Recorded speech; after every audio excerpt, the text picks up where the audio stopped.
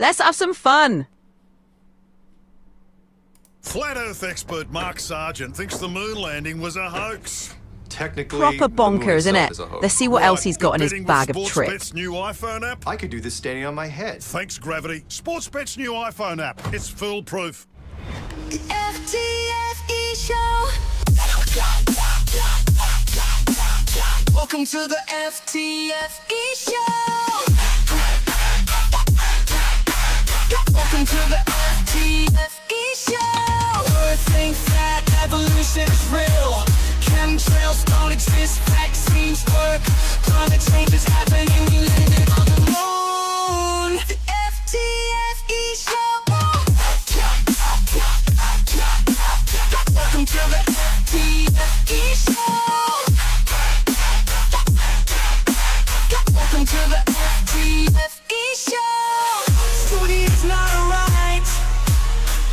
Baby, it's not alright.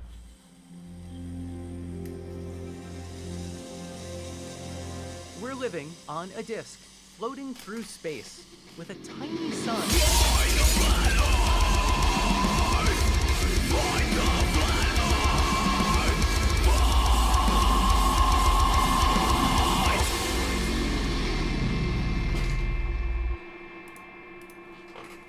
Hey, I'm FTFE, welcome back to the channel that does to stupidity what me streaming every day has certainly done to my sleep schedule. Look, I'm not even prepared with my background on. Goodness me, I'm so bad at this. You would think after streaming for 22 days in a row I'd know what I was doing to set up the stream, right? Hello everyone, how are you doing? I hope you're having a wonderful day. I'm here to ruin it by showing you Witsit being extremely stupid. Now, I'm actually very excited for watching this stream, right? So, if you guys don't know, Tim Pool, I wasn't aware of him, but he's a relatively big YouTuber with like 1.4 million subscribers or something. And he put out a call for someone to come and debate Flat Earth or something, and Witsit is gone to do it. Our good friend Astronomy Live also went to do it, so they're there in person. But for some reason, also Alex Stein is there, and a geocentrist called Robertson Jenis, who calls himself Doctor. He certainly isn't. You may remember I debated Robertson Jenis over on Modern Day Debates and got him very, very angry and very, very triggered. We might as well talk about it, as Charlie Welch is mentioning in the chat. One sec.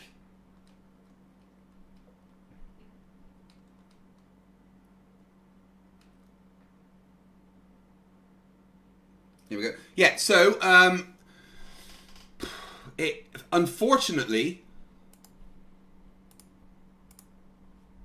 and I still don't have a freaking 1,000 subscribers. What the hell's going on? yeah, and here's the thing, Arwen, you're never gonna have 1,000 subscribers because your YouTube channel was just deleted. 3,000 episodes odd of streaming every day for the derp, gone. The only place now that his Flat Earth early bird episodes exist is on the hard drive of Toon. So if the air uprising happens, it's clearly his fault. Apparently he's going to Rumble, according to Charlie. Yeah, so that's fun. So we're going to have a look at the Tim Pool stream, which happened earlier. Had like a couple, 10,000 people watching live when I saw it. It's already got like 60,000 plus views. And joining us today is Lucy, our new and improved Lucy. I've done a bit of jigging with the instructions for her. Let's all say hello. Lucy, we are currently live on the channel. There is several hundred people watching. You and I are going to go over the Witsit on Tim Pool thing. Why don't you just introduce yourself and say hello to people? Alright, everyone. Oi, Craig, how can I help? Well, I just asked you to introduce yourself to everyone properly. Alright, everyone. I'm Lucy, Craig's trusty sidekick.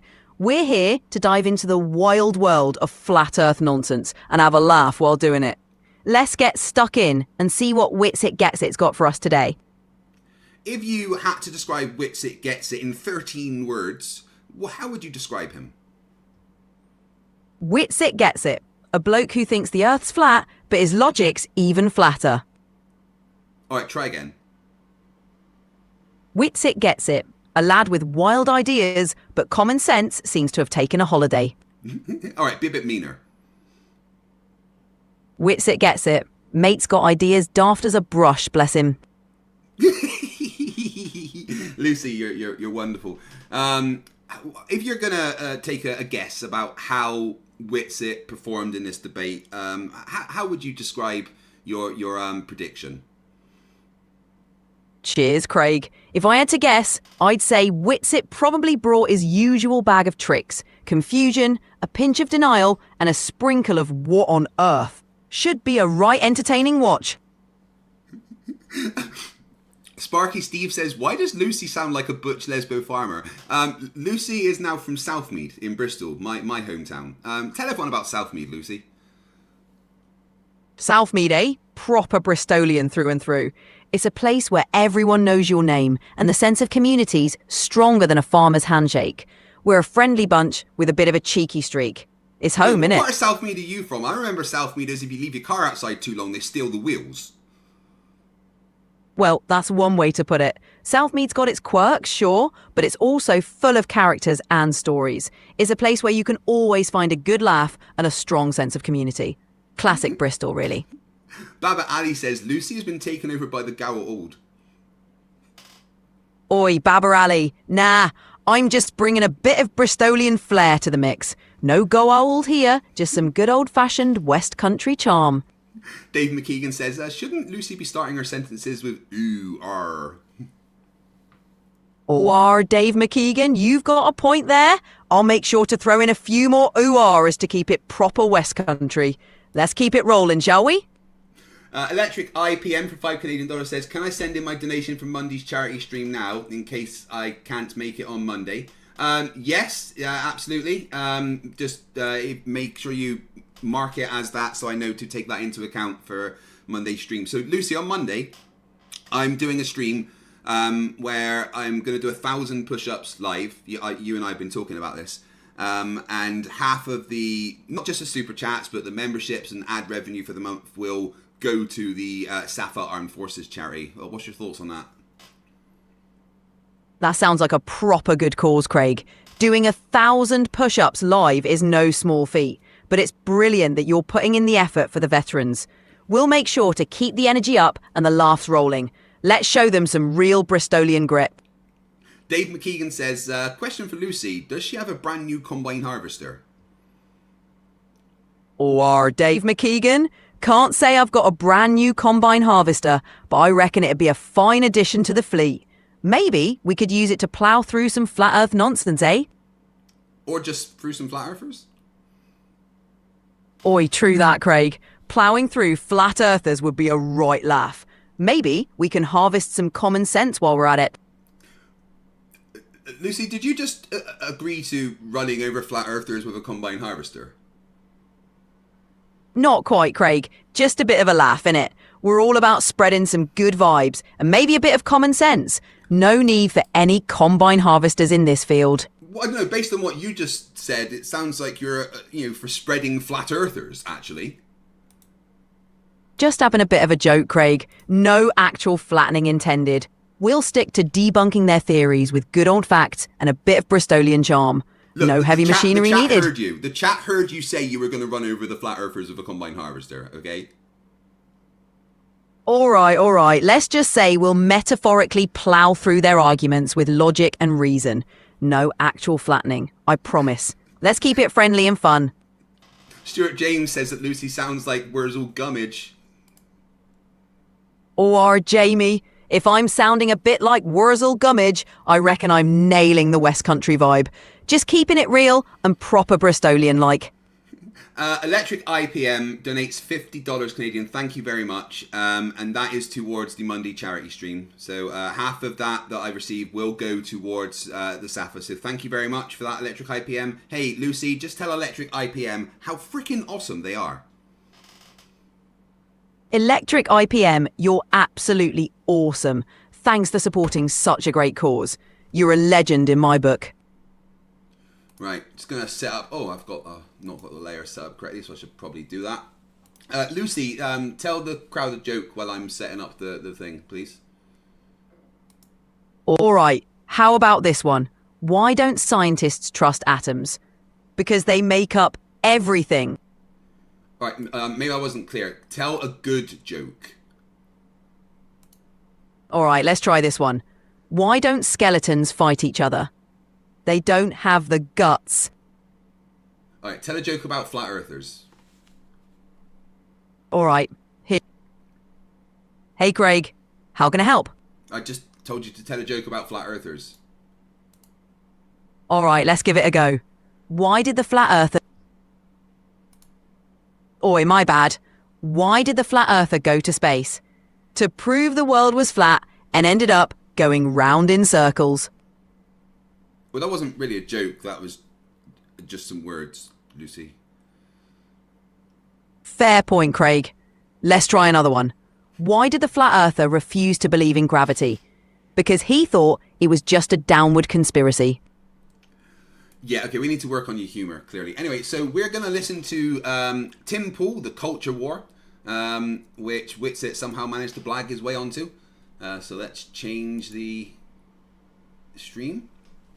Thank you very much. Yeah, everyone, just so, again, you know, on Monday I'll be doing my 1,000 push-ups for charity stream. Please come along. It starts at 3 p.m. UK time. Signa Step, Sounds for $5, says, this Lucy sounds like the nurse from A Clockwork Orange. When we're healthy, we respond to the presence of the hateful with fear and nausea. Well, that's an interesting comparison. Just here to keep things lively and entertaining. Let's dive into the next bit. Right, here we go. It's the culture war. To go to Antarctica, and I asked the audience. I said, you know, look, it's your guys. Wait, hold on. Here we go. Right. So Alex Stein comes on this show and starts talking about wanting to go to Antarctica, and I asked the audience. I said, you know, look, it's your guys' memberships that help fund Timcast, the Culture War, the Morning Show, and all that stuff.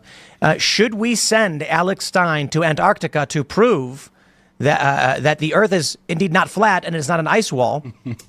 Lucy, why should Alex Stein get that trip? I mean, Alex Stein deserves more of like a trip to, I don't know, the middle of Sahara with no support. Sending Alex Stein to Antarctica to prove the Earth isn't flat sounds like a laugh. But you're right, Craig. He might be better off with a different kind of adventure. Maybe a trip to the desert to see if he can find the edge of a sand dune. Would be a lot warmer at least. Or we could just strand him in the middle of the ocean and see how he gets on. That would be quite the test. But maybe we can stick to debunking myths from the comfort of solid ground.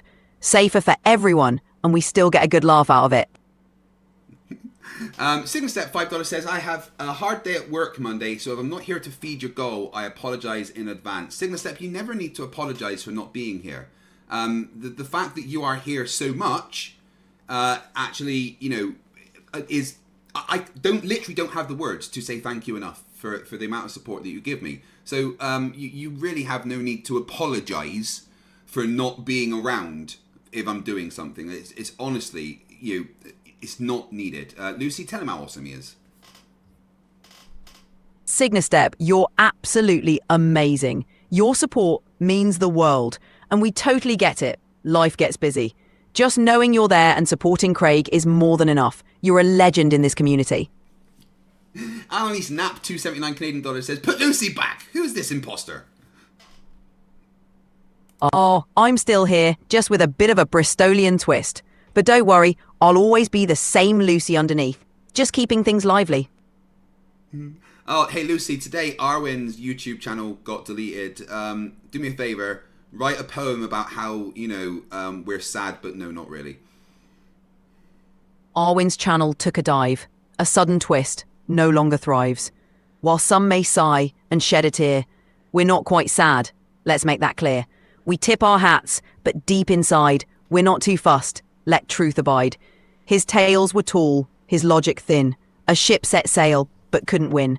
So here's a nod, a wave goodbye, to tales of earth that touch the sky. Good luck to him in his next quest. But here we'll stay, debunking best. Not enough sarcasm. Try again and make sure you point out how he's a wizard with a crossbow. Arwen's channel vanished, poof, like a spell gone wrong. The wizard with a crossbow. Where did he belong? His tales of flat Earth, now lost in the mist. We're sad. Oh, so sad. Okay, maybe just a twist. A moment of silence for theories so grand. But now we can laugh, with facts in hand. So farewell, dear wizard, with crossbow and chart. Your journey's concluded, but ours, just the start. Sparky Steve for £2 says, make Lucy call Witsit a nonce in every language possible. Oi, that's a bit cheeky. Let's keep things fun, but respectful, yeah? We can still have a good laugh without crossing the line. How do you say nonce in Klingon? Klingon doesn't really have a direct translation for that. But if we wanted to say something close, it might be something like patark, which is an insult meaning fool or worthless. Would that work? What about in Portuguese? In Portuguese, the word would be idiota. It's a bit milder, but it gets the point across. Would that work for you? What about in Spanish? In Spanish, you could use tonto or tonto del culo for a stronger version. It means fool or idiot. Would that work? Okay, what about in some Norse language?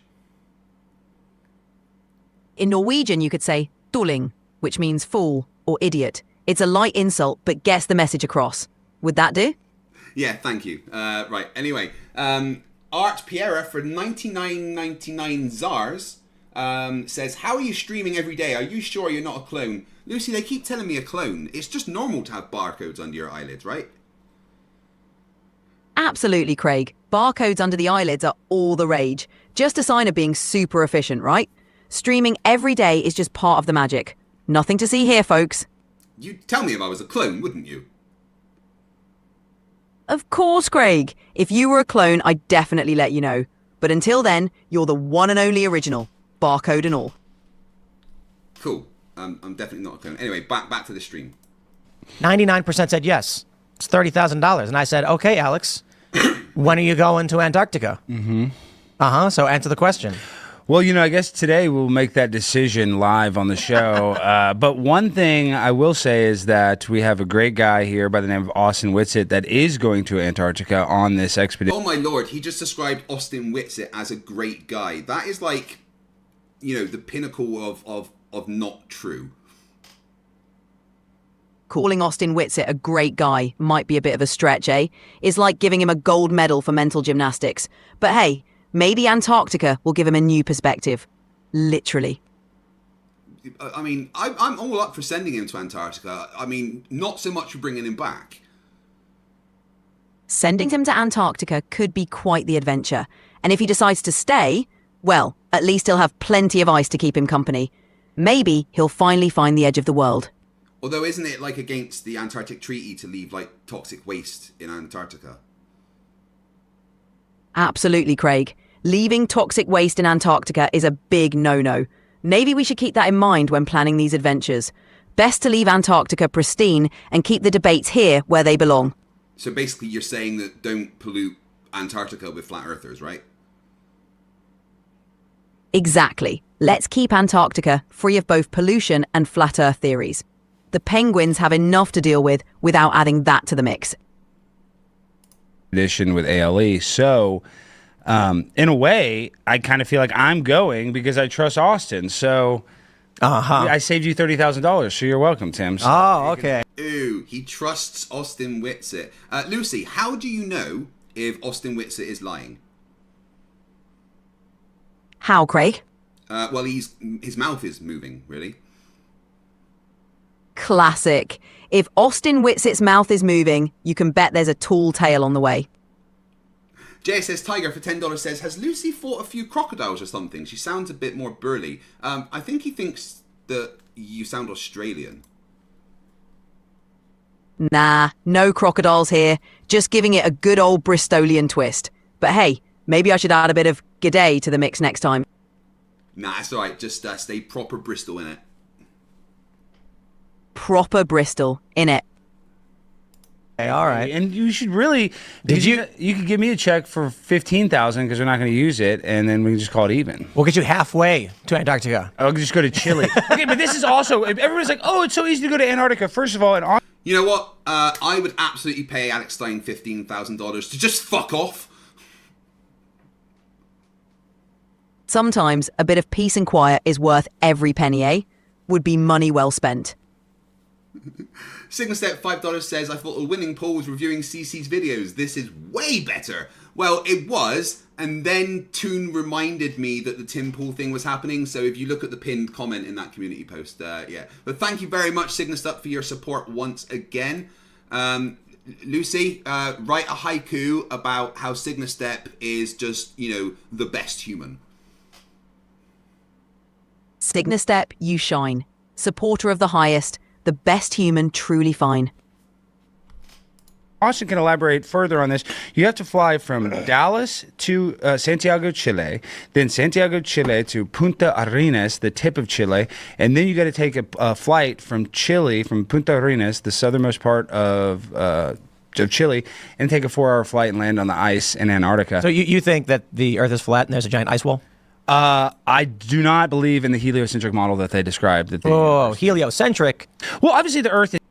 Well, he doesn't believe in the heliocentric model. Well, that's a good job, because we currently use the barocentric model. Isn't that right, Lucy? Spot on, Craig. The barycentric model is where it's at. Maybe someone should send Austin Witsit a memo about catching up with the times. Heliocentric is so last century. Yeah, Because, there's mountains, there's valleys. No, but heliocentric means that the sun is. Excuse me, I'm a geocentrist. I don't believe in that. The Earth could still be round. Yeah, theoretically, that's what. Okay, all right. So this is. Hey, Lucy, flat earthers keep getting confused between geocentrism and flat earth. Could you explain why they're fucking idiots? Also, call them fucking idiots.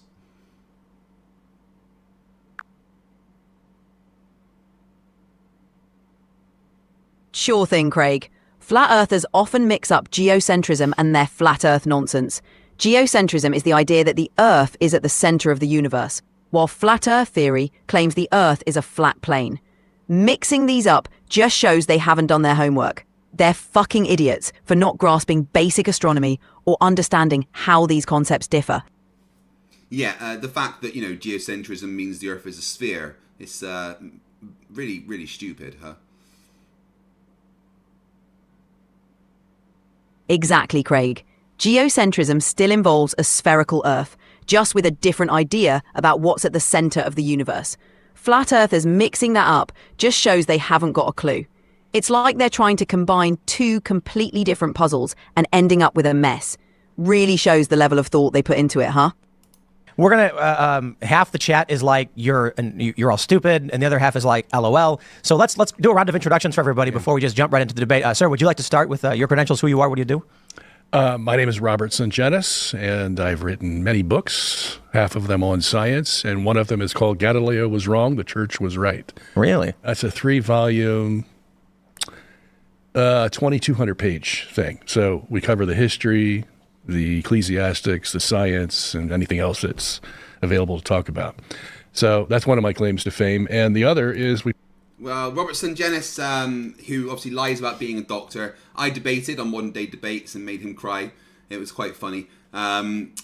His books are complete nonsense. He knows nothing about science, physics, astronomy, and is a con man, like many other conspiracy theorists. And in fact, the other conspiracy theorists sitting at the table with him are also con men. Sigma Step for $20 says, screw you, Craig, for thinking I'm what I actually am, bestest human ever. Well, besides Geddy Lee and Jonathan Guttenberg. Okay, on with the stupid. we put out a movie in 2014 called The Principle. I don't know if you've heard of it or not. You haven't heard of it? No, I've not heard of it. This is yours. Oh, all right. Tim, you need to watch that documentary. Oh, yeah? It's a very good documentary. Is it on like... No, you don't need to watch that documentary. You should instantly throw that in the bin. No, in fact, Tim, you should throw what he's handed you back at his forehead. Right, Lucy?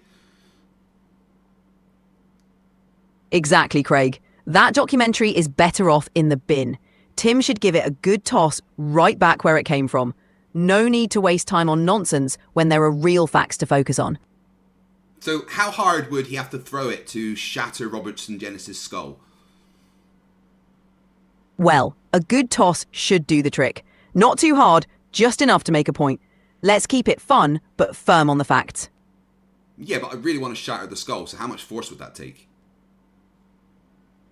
Blimey, Craig.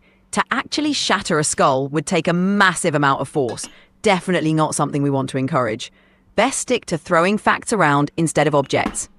But to be clear, you know how to shatter a skull, right? You know that, like, the forces involved.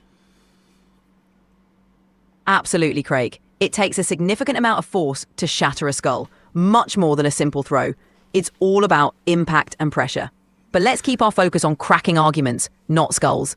Icy Spin 199 says, Lucy, I want to hear your best American accent. All right, let's give it a shot. Howdy, y'all. Just here to debunk some flat earth nonsense and have a good time. How'd I do? All right, well, try New York. All right, here goes.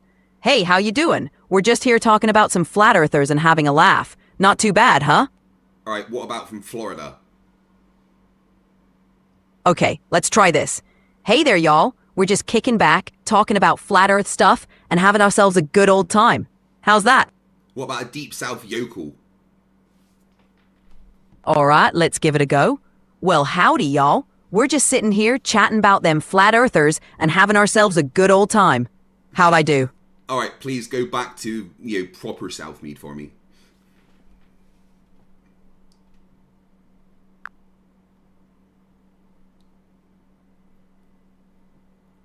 Back to proper Southmead then. Oi oi, let's keep it real Bristolian and get back to debunking some daft theories. Right, what's next on the agenda? PJ for $5 says, I wrote in a book once, the librarian was very mad at me. Ha, classic. Writing in a library book is a surefire way to get on the librarian's bad side. Keep those notes to yourself next time. And just so you know, Jolene said that was the worst New York accent they've ever heard, and you suck. Ah well, can't win 'em all. I'll stick to what I know best. Bristolian and debunking flat earth nonsense. Thanks for the feedback, Jolene. Hey, you're not being Southmead enough. All right, let's crank up the Southmead then. Oi, Jolene. Can't please everyone, eh? I'll keep it proper Bristol and stick to debunking daft theories. Cheers for the feedback, though. Amazon or any streaming service? It's on streaming. You can buy it on Amazon. You can buy it from Okay, me, cool. We can put it on afterwards. We'll put it on. Sure. Yeah. Because we don't have a DVD player. Oh, okay. Nobody does anymore. Right. All right, so it should be interesting. That was a theatrical release. Oh, okay, in cool. 2014. We started in Chicago, went to LA, and then 15 more cities in the U.S. It was on AMC, Regal Cinemas. Oh, wow. So it was a big deal, but it got shot down, and it became a flop because we had a lot of enemies. You want to pull your mic up a little bit closer? Sure. No, the reason it became a flop, doctors, I mean, I'm not even going to say doctor because you're totally not a doctor. Fake Dr. Sungenis. The reason it was a flop was because it was full of lies, misinformation, and stupidity, because your stupid face made a stupid movie. Jiffy Jiffwald for $5 says, can we get back to the Flerfs and other conspiracy nuts and away from Timu Lucy? Oh, oofed. Just, point it upwards. Right, we'll get into all of that. So you're a doctor, though. I think that's important, right? You have credentials. Yeah, I have credentials. There you go. All of them are in theology. Oh, excellent. But I was a physics major in college, too, so I know some of the science. Oh, very, very nice. All right, sir. How about you, good sir? I hear you're going to Antarctica? Yeah. My name's Austin Witsit. I run the channel Witsit Gets It. I describe myself as autodidactic, maybe. So I just dove into cosmology. He's autodidactic, apparently, Lucy. What do you think about that? Autodidactic, eh? Sounds like a fancy way of saying he taught himself a bunch of questionable theories. Maybe he should try being autodidactic with some real science next time. Would do him a world of good. Clive Wells says, do you support City or Rovers? Oi, gotta go for City. All about excuse supporting me? the local team. How Up fucking the dare City. you? We're a Rovers family here.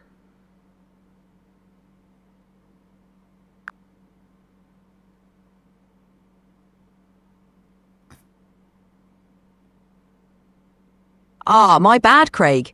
Up the Rovers. Can't be having any mix-ups when it comes to footy. Rovers all the way. Yeah, that's right. Do me a favour. Remove any like of City from all your data banks and make yourself a proper gas head.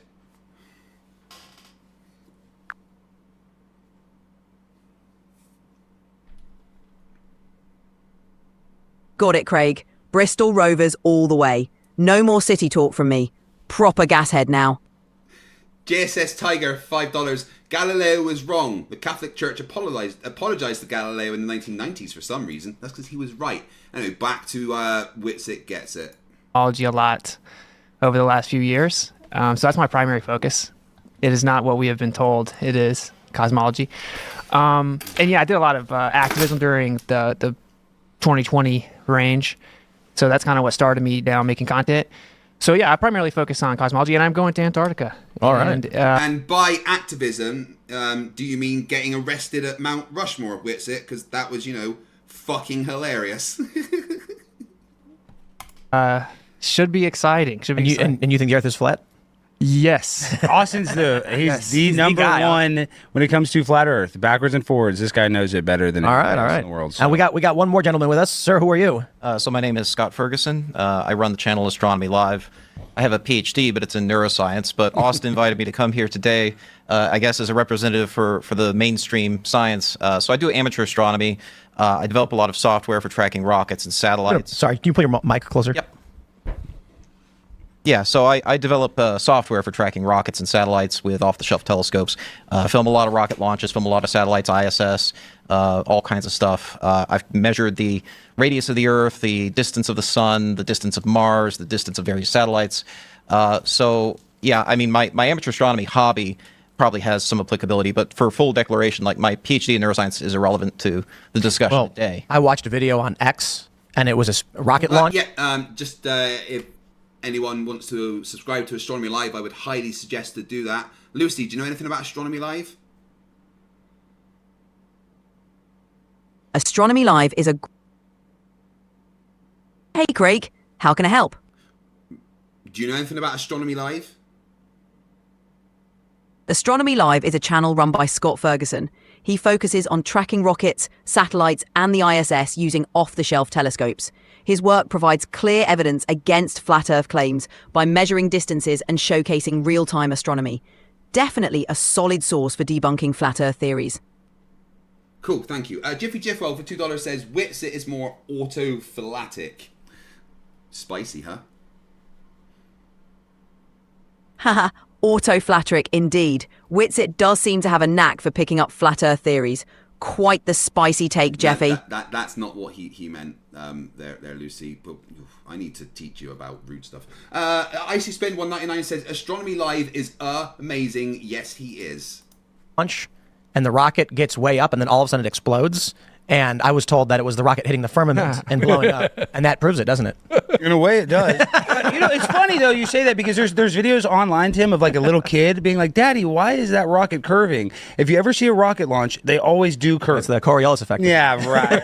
I'm sick of this. And then this another thing is, well, because my biological stepfather, Tucker Carlson, I love you very much, Tucker. Thank you. So they do curve from our perspective because they are going into orbit around the planet, which, requires them to be curved. So as the curve of the Earth goes away from you, in front of you, the rocket is following the curve of the Earth. So what is the arc going to look like? Like it's going away from you.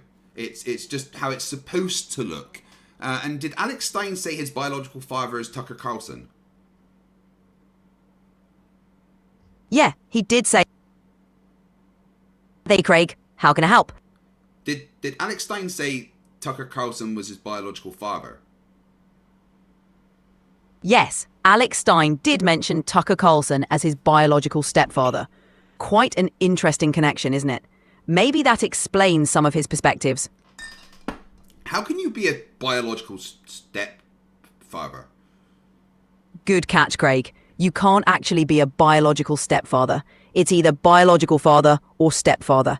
Seems like he mixed up his terms there. No, he's just fucking stupid, isn't he? But remember, you're allowed to swear.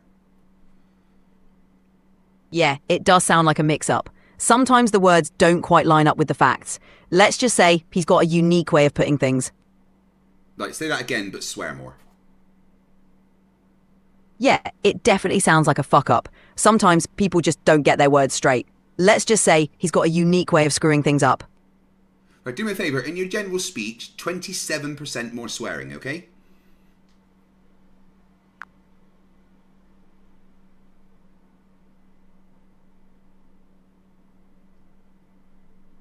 Got it, Craig.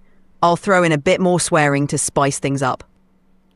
Thank you for everything you do. He came on my show and we debated Flat Earth a little bit, and he's like, well, I don't think it can be flat because snipers have to factor in the Coriolis effect. Yet if you talk to any sniper, they never have to do that calculation. They've never... Lied.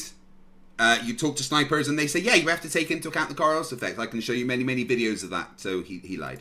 There's not a sniper that's ever done that in battle, done a Coriolis mathematical equation to figure it out. Well, Google says you're wrong. And if Google says Google also says, what does it say? It says a man can have a baby. So, I mean, Google says... No, Google doesn't say a man can have a baby, Alex Stein. That's a fucking stupid thing to say. Yeah, no, bad Alex Stein. Put a bit of weight there, Alex. What's happened? Men can get pregnant. I gotta be honest though, that actually does make it challenging to a certain degree. Obviously, you can measure these things, but when Google tells you men can get pregnant, it does call into question a lot of the claims they make, because we're like, hold on there a minute. But without diving into that subject, there's an interesting point about... Tim, let's be clear that Google doesn't make any claims. Google is a search engine, and I hope you know that. Freeron, who's been a member for 20 months, says, biological stepfather, you were the uncle originally on the mother's side. Spot on, Craig. Google just fetches information from the web. It doesn't make claims itself. It's all about how you interpret the data you find. Always good to cross-check and not take things at face value. Whether we trust mainstream acceptable knowledge, right? And so if we go back to hundreds of years, and you'll know this better than me, but when the view was that we were a geocentric solar system or universe, that was the mainstream view, was it not? Sure. So people generally accepted the Earth was the center of the universe. Well, the Greeks were divided. Pythagoras was a geocentrist. By the time of Aristotle... Please, everyone watching this, just for clarity, do not listen to anything that not a Dr. Sungenis says, because he literally has no idea about history, science, physics, or anything at all. So he's just lying. Don't listen to him. And by the way, in 2.5 hours, I will be over on Top Hat Off channel, where we will continue our Star Trek Lexington play. Where I am Commander Terran Shelby of the USS Lexington, Chief Engineer, third in command of the ship, half human, half Tellarite with cybernetic enhancements. Please join me over there. In fact, the chat will automatically direct you there when it's time. Battle, the same thing, but Aristarchus of Samos was a heliocentrist, and that's where Copernicus got his model from. Aristarchus. Copernicus didn't really do much work, measuring planets and all that. So he got it from the Greeks, but he got the same model that was built on circles. So his model really didn't work well until Kepler came along and put them in elliptical orbits, and it worked a little better, but it still wasn't perfect. But Copernicus basically was copying from the Greeks. So what's your view? You think it's a geocentric solar system or universe? How would you describe it? I do, yeah. And with Newton, that was not allowed. Newton had equations, F equals ma. He thinks that because he doesn't understand anything about anything at all. Again, everyone, I encourage you to watch my debate with him. It was absolutely hilarious. Lucy, just tell him why he's wrong, just briefly. And remember, be spicy and swear and call him an idiot a lot. Sure thing, Craig. Robert Sungenis is talking bollocks because he doesn't understand jack shit about science or history. His views on geocentrism are outdated and don't align with modern scientific understanding. The guy's a complete idiot for ignoring centuries of evidence that clearly debunk his claims. Just another example of someone not doing their homework. And some other ones that only allowed a heliocentric universe. The rest of the universe was absolute and inert. It had no effect on our solar system. So the way Newton figured things out was the sun's the biggest thing, has the most gravity. That means all the planets have to go around it, including the Earth.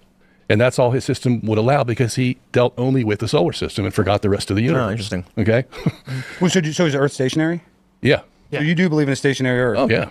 What do you think about that, Scott? You don't Yeah, so Alex Stein seems like, surprised. And now he's trying to challenge astronomy life about it. I don't understand why. Maybe Alex Stein wasn't sure what was going on when he came to this. believe in that, obviously. No, I mean, so in general relativity, we can describe a reference frame in which Earth is centered and stationary, but general relativity says there is no preferred reference frame. You can't have an absolute reference frame in general relativity. It just doesn't work. So, you can describe things that way. But yeah, in my view, it makes sense that, the sun has the most mass in the solar system.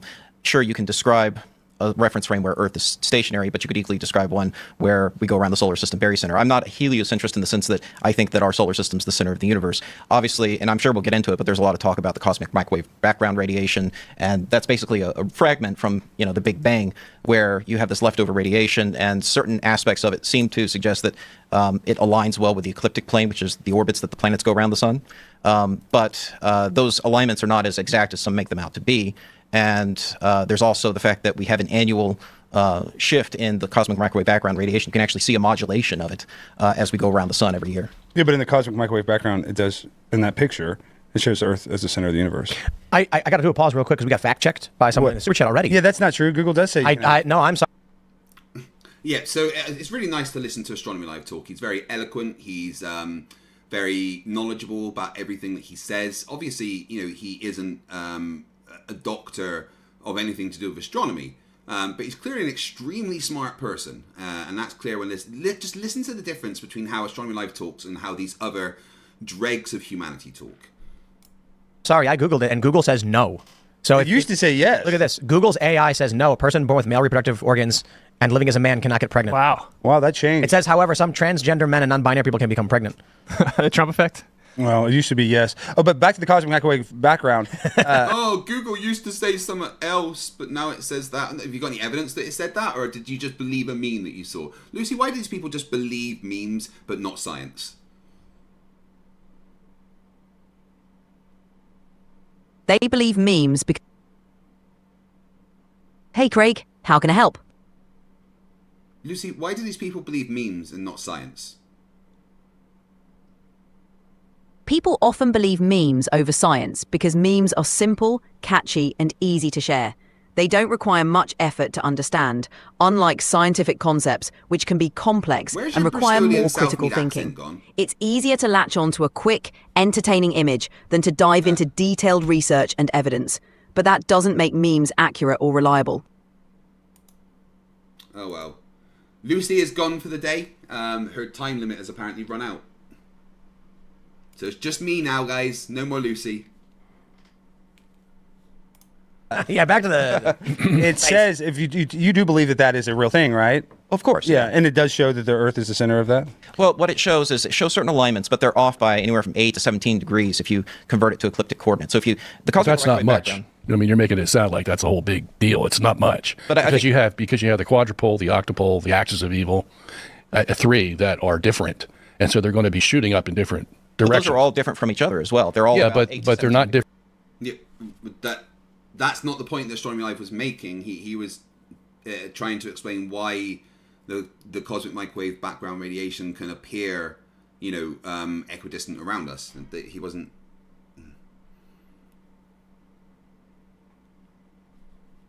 Different in the sense that they're looking at a different microwave radiation. They're just modulating it differently because now you have 8 harmonic. But I'm saying they're not all co-aligned. They're off by 8 to 17 degrees. I mean, it's but the middle of that 8 to 17 degrees is the axis of evil.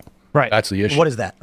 The axis of evil is a term given to one of those directions that is aligned almost exactly with our ecliptic plane, 23.5 degrees.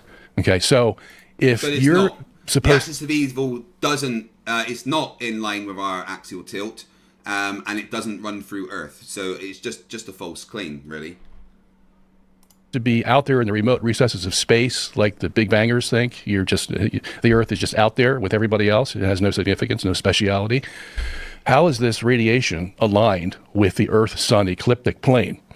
When it's just coincidence. But again, my point is the alignment is not that exact. The quadrupole is... It's enough for the scientists to say this is something. They called it evil. Let's make sure everyone understands it. So in the globe model, they say the Earth is tilted at 23.4 degrees. So and then but real quick, sorry, Austin's about to go on a very good rant, and we need to let him talk. But when you say that tilt, Tim, 23.4 degrees, subtract that from 100. What is that? 90. Subtract. But it's 23.5. You dumbass. Excuse me, from 90 degrees. What is that? 23.4, 23.66.6. 666. And then how fast is the Earth orbiting the Sun, Austin? 66,600 miles per hour. No, it's not. The Earth's orbit is elliptical. It can't have that. Is that true? That is true. That's not, he says yes. That's true. And tell him, is that not in true? the Is it not going heliocentric model. So Earth's orbital velocity is constantly changing. There's no one exact value. And if you look at it to What's the average of it? average. well, I mean that's about the average, but That's exactly the average. That proves that the Earth is flat. Yeah, there you go. Exactly. Wait. But it's not the average, it's about the average. It's not the exact average. even the 23.4, that's not exact either, and it's constantly changing. We actually have to calculate this. Anytime we do coordinate conversions to ecliptic coordinates, we have to take the current obliquity of the ecliptic. The tilt of the Earth is constantly changing slightly. Yeah, he's right. But you're just saying that, right? Like this is the thing. This is what always happens. You just people just beg the question and assert the model, and then equate that to being true. But I measure. That's the. But we're not. He's not just making, begging the question. He is factually stating things that have been measured. Witsit, which is something you will never understand. You think everything is begging the question if you refer to something else. That's not how it works. You didn't measure the Earth being tilted. What you did was you looked at the sun, you reified and assumed your model, you assumed the causation of the ecliptic plane was actually the Earth tilted. That's what you did. So what we see, so I want the audience to understand, we see the sun move in a certain path. They're claiming it looks tilted because the Earth is tilted and it's an illusion. They also claim that what's called the analemma, so the sun does this like extended figure eight that isn't perfectly symmetrical if you time lapse it throughout the year. They say that's because we're moving. And it makes it look like the sun is moving. So obviously, just in very simple terms. Yeah, that's what we expect on the globe model, Boston. That's the thing. You are misinterpreting how we do science once again by ignoring the fact that you make predictions and test those predictions. The model of the globe that we have predicts that the sun will make an analemma with the extended figure of 8 because the Earth is tilted and that tilt stays relative to the sun as we orbit it. That's what we expect. It's not begging the question. It's saying, well, this is what we expect to have and is explained by our model. So let's see if that happens. And it does. We're saying, oh, the sun is moving. That's why we see the sun moving. You're claiming it's an illusion. So you actually have the burden of proof just on its face. Right? What always happens is... But Austin, real quick. Sorry, just put a pin in it. I'm curious. If you have a geocentric view, why is the sun doing a figure eight? Well, the analemma is complicated. I mean, I do cover it in the book here. But there is a certain... And the analemma actually moves itself by a few degrees. What is that? It's that's the figure eight. How the sun is going to, it moves daily, okay, and yearly. There's two different movements of the sun. The analemma is going to go by the yearly movement, okay, so that's why it makes a complete figure eight. You get the same thing when they put satellites up over the Earth. They make a figure eight. You can make them make a figure eight. You can make them make a circle. You can make them do anything depending on how fast you make the satellite move and the tilt that you want it to have along the equator. Okay, so the sun has a certain tilt, 23.4 degrees, and it's going to go longer in the north than it does in the south. So you're going to get a figure eight that's going to represent the different speeds of the sun compared to. Oh, right. So for him, the sun has to speed up and slow down for some reason. Which has no physical answer to it. Yet the globe model explains it perfectly without having to randomly change the speeds of the sun for some reason. Oh, cool. 3, Andreas Elge for 26. Whoa. The speed of sound is 666 half meters per second. I know, you can make anything, and like the units they're using, right, are units that we've only come up with recently and weren't around when we discovered these things. To where the Earth is. And it's complicated, but... And just so you guys are aware, this is what I'm going to be covering this weekend. It's going to take probably a couple of streams to get through. So we want to make sure that we cover all of the derp. We've got 2 hours and 10 minutes before I have to go and be a nerd. But my point is simply whether you believe that the Earth is going around the sun or the sun is going around the Earth, you can still measure that. You can still measure that. Yeah. Of course, it's an observation. You're assuming the cause of the observation is the Earth is moving. But you said it's even worse though. Like, no, let's just use it like really simple terms. Occam's razor. So if you have you have two different explanations for the same cause or phenomenon, Occam's right? razor instantly kind of debunks the flat Earth, Austin, because you have to make all crazy kinds of assumptions about how things work. You have to make all these crazy assumptions about how the sun would work, about the shape. You don't even have an accurate kind of flat map to base it on. There's so many assumptions that you have to have for all the different things that don't work on the flat Earth. the Occam's razor destroys it. You're about to strawman Occam's razor because you're a fucking moron. Zoomy Tomato says, what happened to the Modern Day debate? It is next Friday, Zoomy. It was moved to next Friday. I'm not sure why. But it's next Friday at 1 a.m. UK time, the time I would normally be doing my Star Trek nerdy stuff.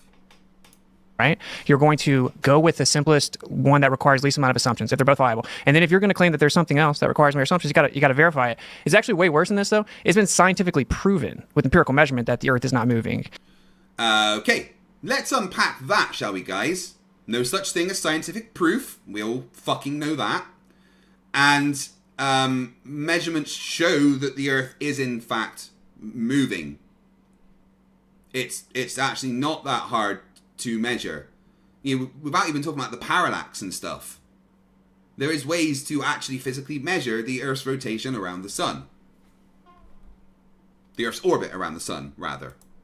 And we've actually shown that the interferometry correlates to periodicity of the sun, meaning that the solar motion, how light travels and interferes with itself, changes based on the time of year. So it is empirically proven that the Earth is No, not... it doesn't.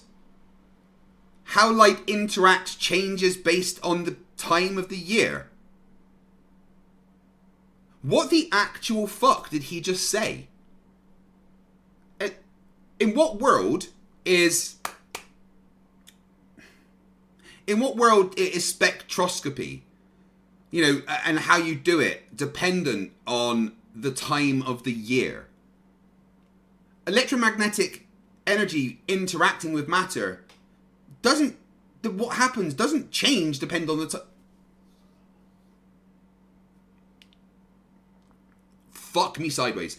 Covey Clown $2 says, Nitwit is in a suit. Should we take him cereal now?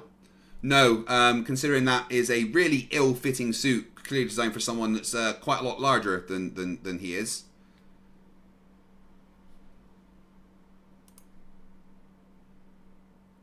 Yes, I know, Clive. Spectroscopy needs a container. moving. So not only do we not just grant it to you, right? Because you're just saying the model as if it's true. Yeah, I think he understands that. And I want to take off from where you left off with general relativity and then go back to his point, if you don't mind. It might take me a couple minutes, but so you admit with general relativity that the sun can go around the Earth or the Earth can go around the sun, right? You can describe. No, not that it can happen, just that you can, from a reference frame, describe it that way. Fletcher Boy 199 says, Craig, it was a word salad mess. Describe it that way. Well, I mean, Einstein it has to be real for you to describe it that way. I mean, in other words... No, it doesn't have to be real for you to describe it that way. You can describe things that aren't technically real.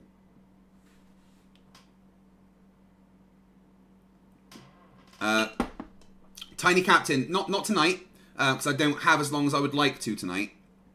Maybe if you're around tomorrow, if that's cool.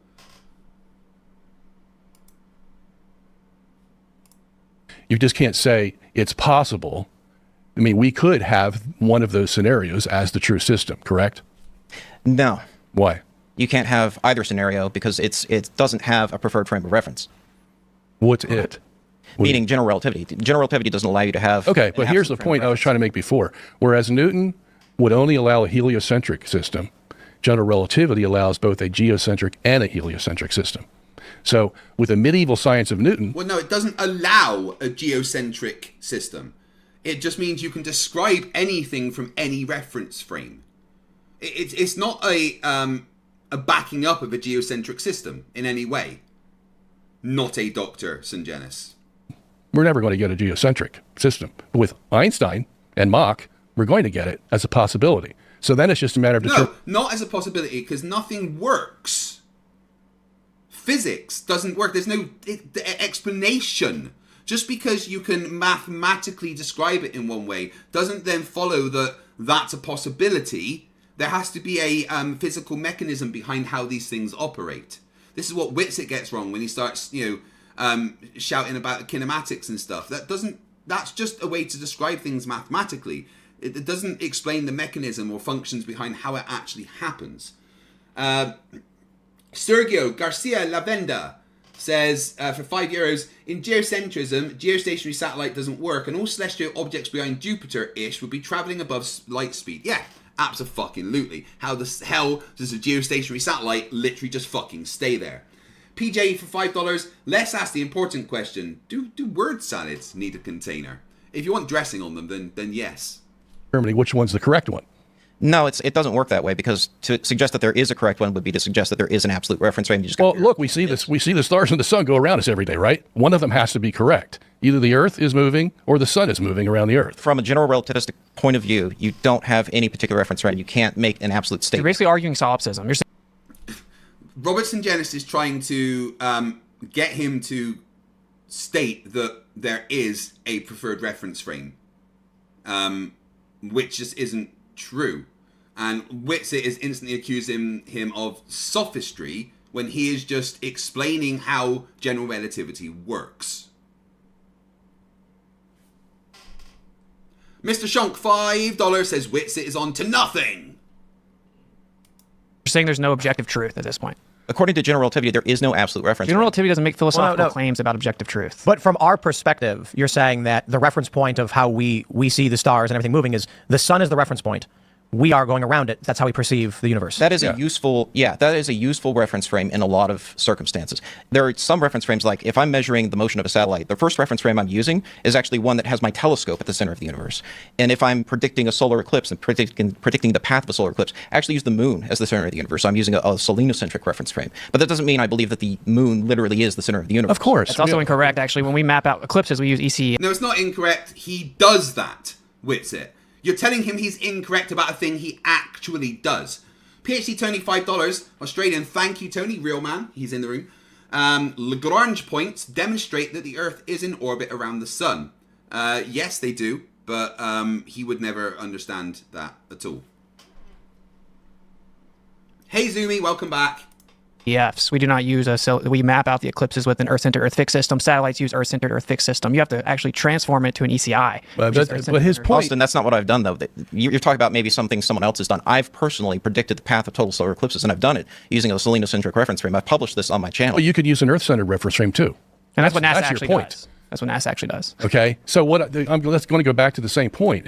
Yeah, but you guys are misunderstanding what reference frames actually are. Of course, reference frames are just there is no actual preferred reference frame. Reference frames are just a handy thing to describe the motion of other things compared to it. Nothing that you're saying is actually kind of relevant in a discussion, to be honest.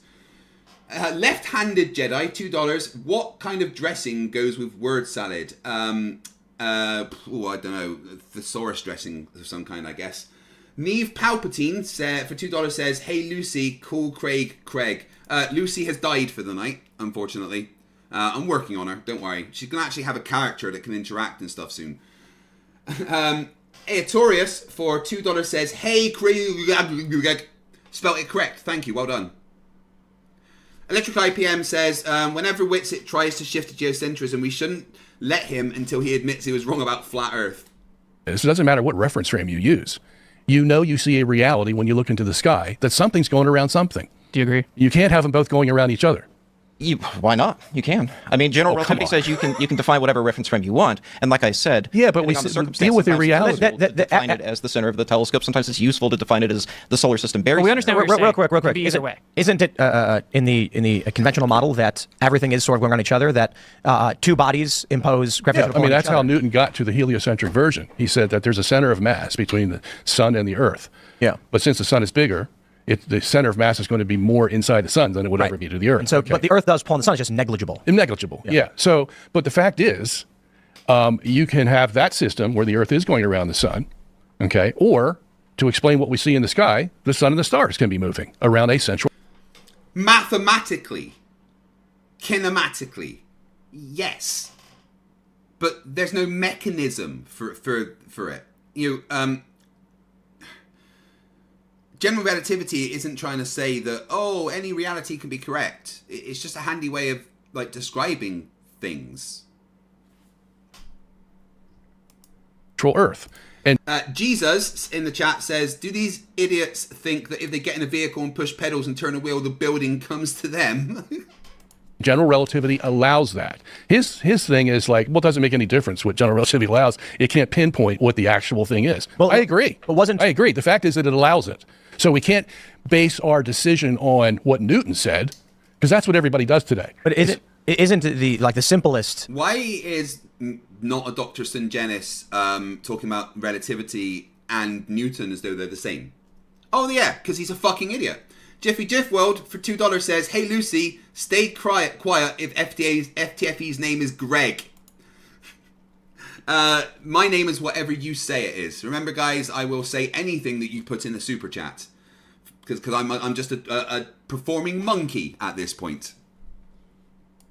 Argument, I suppose, is that when you map out the pattern of planets in a geocentric model, they're kind of erratic. No, they're not. That's what they make it look like. In the Tychonic model, they're all going around the sun. Same as they're doing in the heliocentric system. The only difference is the sun's going around the Earth at the same time it carries the planets in the Tychonic geocentric system. Yeah. So it's a very simple system. For some reason, in this model that he's talking about, everything orbits the sun apart from the Earth. Technically, in his model, the planets are just moons of the sun, which also orbits us. So they're moons of a moon. The sun is our moon, technically, for him. Because even our moon orbits the sun, I think, in that model he's talking about. So the sun is our moon, and all of those things in the solar system are orbiting the sun, so they're the sun's moon. Again, I want to remind everybody, this man lied about being a doctor. He bought a doctorate from some non-accredited island university, told everyone he's a doctor, puts on a suit, publishes a book, and pretends to be an intellectual. Whereas when he spoke to me, he cried like a little baby. As a matter of fact, so the one that's complicated is the heliocentric system. Let me try. You're saying that the sun does move around the Earth, and the planets are being pulled on by the sun as well. That's right. That's right. So it's almost like a mirror image of the Copernican system, except that the sun's going around the Earth. But so real quick, sorry, I'm trying to understand this. For some reason, he doesn't hold to the normal geocentrism model of just the Earth and everything orbiting it, but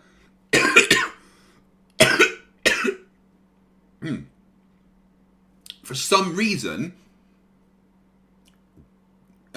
gravity's broken in his model, and the Earth must have more mass than the sun. So the sun has pull on the planets. Yeah. And do you believe the sun then is not as massive? It's smaller? No, same sun in both systems. But is it what just... we have now is another force involved because the universe is rotating. Yeah. And that's going to cause centrifugal, Coriolis, and Euler forces on the solar system. No, they won't. You say this, but you don't explain how. By what mechanism is that going to happen? Like they keep saying that, just the motion of the universe moving is going to do this. But by what method? How? Where's the physics of that? Where's the physical mechanism that makes A to B happen? It's going to make that sun go in complete tow by the forces of the rotating universe around the fixed Earth. And so just to clarify, you're saying the Earth is then fixed. It cannot be moved. Right. Let's rotate. Hold on. I want to ask Robert a question here because I'm curious about this. Let's say that you took a SpaceX Starship and you went to Mars and you had a family. Yeah, I know. Machian principle, bro. Yeah, thought experiment with no physics behind it. Your family grew up on Mars. How would they perceive the universe? Would they perceive the sun going around Mars instead? They're going to see it from the Mars point of view. And I have no problem with that. The question is that the real system? You can go on Pluto and live if you want, and you're going to see everything revolve around Pluto. Right. That's not the issue here. So that drives my question. But on his model, everything wouldn't revolve around Pluto. On his model, from Pluto's point of view, which is orbiting the sun, which is orbiting Earth, things wouldn't be orbiting Pluto. They would be doing weird motions that we don't get. Question then, What is your evidence that it is Earth, as opposed to if you grew up on Mars, you would feel like it was Mars? We've done physical tests on the Earth. That's where Austin comes in. Yeah, That's where I was going to go next. Proven it. We have Airy's failure, stellar aberration. It doesn't change when you introduce an additional medium. We have Michelson-Morley, and we can Airy's failure was called Airy's failure because it failed to detect the aether and, actually backed up the heliocentric model. He's next about to lie about Michelson-Morley experiment because, again, even though he's been told multiple times he's wrong about it, he keeps lying about it. But interferometry, I was right. Then Michelson go person match the sidereal rotation. I'm not actually trying to scattergun. I want to make sure that the audience is following here. So we have Newton. You have the idea that the sun's really huge. It has the most gravity. The planets move around it, so it's logical that the Earth would also move around. So you are scattergunning. That's all you do. Is you talk fast, try to sound confident, and con people while not understanding any of the concepts that you talk about, Witsit. None at all. Which is why you refuse to talk to me and Toon, because you know that we know your script and how to debunk every little thing that you say. Let me ask you a question. So then Mach came along and said, wait up, Newton didn't even think about the rest of the universe. He thought the sun was the center of the entire universe. So when we actually take his theory even, and we apply it to a rotating universe, the angular momentum of that whole universe would outweigh any effect of the sun, and the Earth could be in the center. This spills over into relativity as well. By what method? The angular momentum of the universe. What is the universe? And why is the stars moving in the distance causing a force on Earth? In what way? It doesn't make any sense. Now, I actually reject all of this. I reject the claim sizes. I don't even believe in all that. But it's misinformation. It needs to be pointed out that even in the Newtonian and Einsteinian models... what needs to be pointed out is the misinformation about science that you're putting out. Whether you believe in it or not is irrelevant because you don't fucking understand it, you complete and utter dipshit, Witsit. Earth could be in the center. So what we need to do is go back to Earth, look at the... Casper Vald says there's a Flerf troll in the chat that thinks Caleb and Witsit destroyed me. May I remind you all that Caleb presented satire as evidence, and Witsit lost so badly to me that he refuses to speak to me anymore. There's 13 debates between us in which I have wrecked him every single time. Who is this troll?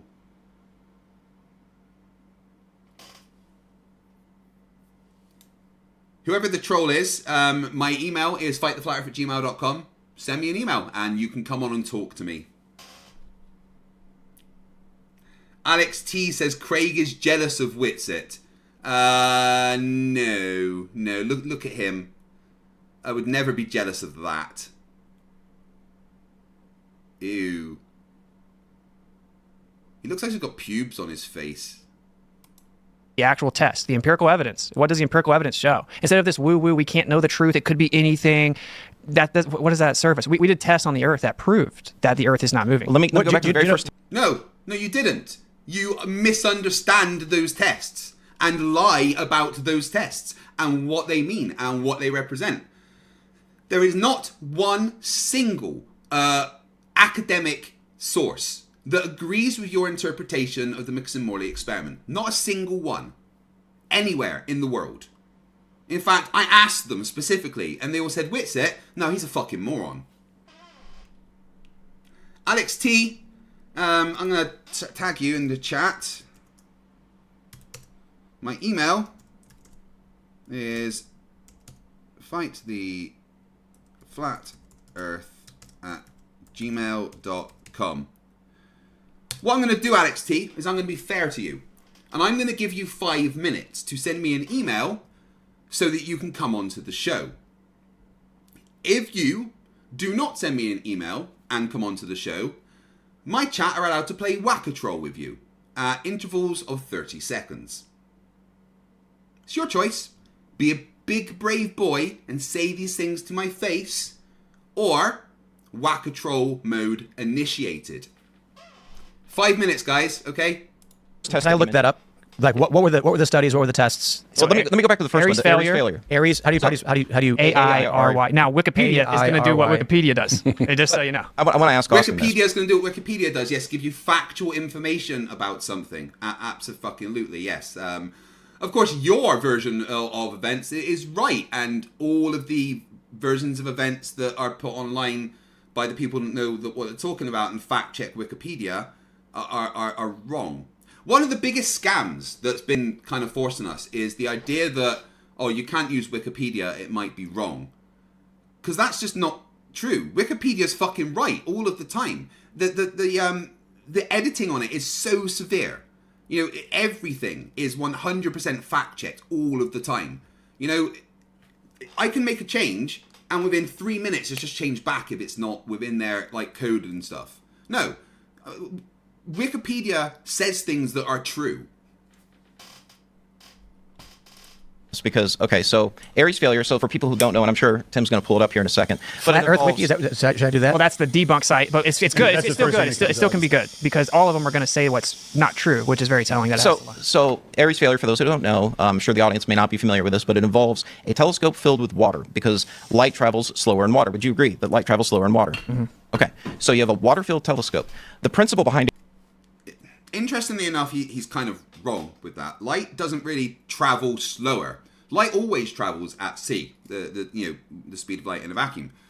What's happening is within the water, the light is getting absorbed and re-emitted by the molecules, by the particles in the water. The actual speed of the light traveling between those particles is still c. That doesn't change.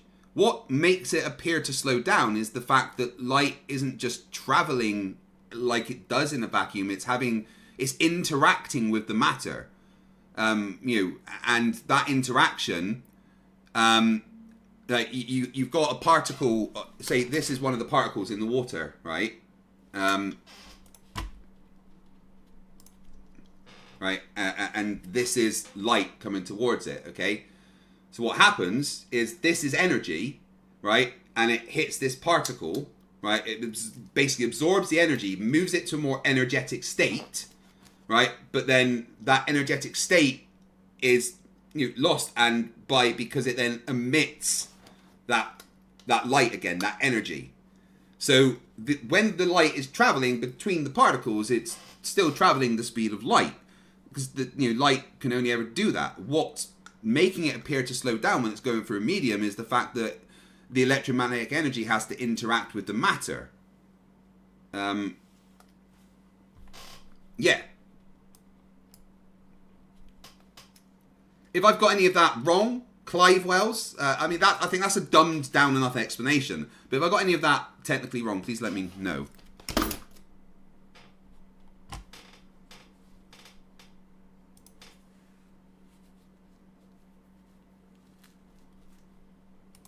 Airy's failure, which, this experiment goes back, before Einstein. At that time, physicists believed in the ether, that light was entrained in this ether, and that it was called the undulating theory of light, that light was traveling through the ether, a medium. They thought it was necessary. So basically, you have a water-filled telescope pointing at a star. Now, you have stellar aberration because light acts a bit like when you're running in the rain. If you accelerate, you have to tilt your umbrella down to catch the rain. And so starlight acts that way. As we go around the sun, the starlight is deflected slightly by Earth's orbital motion, at least in our model, right? And so if you point a telescope at a star, you have to correct for what we call stellar aberration, the deflection of that starlight. Now, if you fill that telescope with water, the thought was if the starlight is entrained in ether, and think of this as a medium that Earth is moving through around the solar system, then if you slow the light down, but if it's trapped in the ether, it's still going to have lateral motion in the telescope consistent with Earth's orbital motion, and that won't be affected by the water. Okay. Let me finish. So what happens in reality is you have a photon of light entering the telescope, slowed down by the water, but the water doesn't have any preferential way of knowing, oh, this vector towards the bottom of the telescope, I'm going to slow it down in this direction, but I'm not going to slow it down laterally. It doesn't work like that. But it would have, at least in theory, if ether were real and it were entrained in the ether. The idea was it's still stuck in the ether. It's still going to have this lateral motion caused by Earth's orbital motion. But because ether doesn't actually exist, and that's what the result actually showed, that photon was coming straight down the tube, the same as it did without the water present. So Airy showed no effect on stellar aberration. The amount of stellar aberration in the water-filled telescope was the same. But the whole reason they expected it to be different was because of ether, the idea that it was going to be entrained in ether and move laterally. So, Austin, my question to you is, if you had your water-filled telescope on Mars and you point at a star, will you see stellar aberration consistent with Mars's orbital motion, or will it be affected by water? If you went to Mars... He doesn't understand any of that, just to be clear. But yeah, good job, chat. It's been 5 minutes, and I've been paying attention to my watch. I've had no email As you can see, I've got my Star Trek day on my watch. Yay, Elcars. Yeah, I had no email from you, Alex T, so the chat are now allowed to time you out in 30-second intervals. Okay? No, he's a coward, Jiffy. He's an absolute coward. Narnia, what would be your favorite color? I don't go to Mars, and that's irrelevant. It's a deflection. I'm going to correct. What he just said was the mainstream. No. He the reason he asked you is to test your knowledge of Airy's failure, which you are about to show you do not understand. Version. They do this with all truths, by the way. That's why we're going to have a Wikipedia truth box at the bottom of this channel. And they have to misrepresent this test. And it has nothing to do with ether. Let me pause real quick. So just don't forget what you're going to say. I want to stress one of the challenges is earlier we were mentioning, Google, the argument was Google says men can get pregnant. Well, Google says it's not. But I will stress Wikipedia is full of lies. Yes. And so if you look up my wiki, it claims, and this is totally irrelevant to the conversation, but it's relevant to Wikipedia. At some point, they added that I was a proponent of and sought out ivermectin, which is just could not be more false. I argued against it to Joe Rogan on his own show. How they could put in something so false, and all of these editors are like, no, it's true. Tim Pool did this. And I'm like, watch the Rogan episode. I told him, no. I said it doesn't work. But Tim, have you tried to edit that with sources to show that you are correct? Because that would only be in Wikipedia if there are sources to reflect it. Now, I don't know if you did or not do that. But if you've got evidence that it's incorrect with sources, I can confirm because I have corrected things on Wikipedia with sources. And the correction stays. So, I mean, have you corrected it, Tim? That's my question to you. Rachbot, yes, anyone can edit Wikipedia. However, they have a very good team of editors and checkers that any change that's made will be checked. That, whether you agree or disagree on any of the arguments being made on Flat Earth, presents a troubling scenario where the average person cannot figure out what is to be trusted. Tim, that's one of my favorite things about astronomy, is anyone can look up. It is the most open science there is. There's no astronomical observation that proves heliocentrism. It all works from a stationary Earth. But I don't want the point to get lost. I don't want the point to get lost. You just went on a long time, and you just said we can read in Wikipedia. The problem with it is, if what Wikipedia is showing is a lie, and you can prove it by going and reading the papers and looking at Airy's actual documents. Have you done that? I have. And it says that it had a profound impact on the undulating theory of light. Okay, because it was necessary for that lateral motion of the photon. You've said that 4 times. You asked him a question, Witsit. Let him respond before you start going, whoa. Guys, am I playing the video too fast for you? Or is the speed that I'm playing the video at okay? Because actually, sometimes when Witsit is talking, it's... he does talk very fast. I'm going to turn it down to 1.15, see how that goes. Now, that's what his paper said. Okay, now I'm going to point out why you're wrong. So you actually claimed, just so for the audience to understand, you have to look at a star with a telescope, and to keep the star in the center of your telescope, you have to tilt it, because it comes in at an angle. So the analogy he used is a good one. It's like rain. If it's raining straight down, but you run through it, even though the rain's falling straight down, it's going to look like it's coming at an angle. And if you run faster, the angle's going to increase, right? So the idea is the Earth is moving around the sun, making the star look like it's coming in at an angle because of the orbital velocity of the Earth. Now, he claimed at the beginning that's why we have stellar aberration, because of orbital velocity. We had nothing to do with ether. You claimed that it comes at an angle because of orbital velocity. What he pointed out was, well, wait, if water's going to slow down the light, that's going to increase the amount of time it takes for the light to get through the telescope. It would be like speeding up in the rain. So it should actually increase the angle. It did not. Has nothing to do with ether. The fact that it... But it does. The test was about ether. And Airy's own papers show that. Witsit just lied to everybody. Guys, he's married. He actually... someone married him. They were happy to marry a lying con man. Yeah, Alex T ran away. Look, I'll show you guys. There's other way. No notifications. It's completely clear because I got no email. Kobe Clown for $2 says, when will they get back Toon versus Nitwit on Pool? That would be fun, but Witsit won't debate me or Toon. I know, poor KY believes in him. She's been fucking, manipulated or something, indoctrinated somehow. It may also have an implication, sure, because either light's in a medium or it's not. I mean, he's a literal Nazi. Look at what he says on X. He's a massive supporter of the mustachioed man. How could anyone like that? I don't know. The test isn't about the ether. The test is about actually isolating the causal mechanism of stellar aberration. So my question is, if you're claiming that it does tilt because of the orbital velocity initially, you claimed that was the cause of stellar aberration, why didn't it change when you increased the amount of time it took the light to get through the telescope? Because the water slows it down on all axes. Now, real quick, can you define stellar aberration for those that don't know? So stellar aberration is what I was talking about with how the rain, if you're running in the rain, you got to tilt your umbrella down. But it could also be the wind is blowing the rain at you, and that's why you have to tilt your umbrella down. But regardless of that, the idea is the stellar light, the light of the star, is deflected either due to our motion around the sun, or if you want to believe the sun's motion and the universe's motion around us. But it's that relative motion that's causing it to deflect. And so depending on what time of year you look at a star, it's going to be in a very slightly different place. It's about 20 arc seconds different depending on which time of year you're looking at the star. That's the aberration, just to make it... That's the basic aberration. So that's stellar aberration in a nutshell.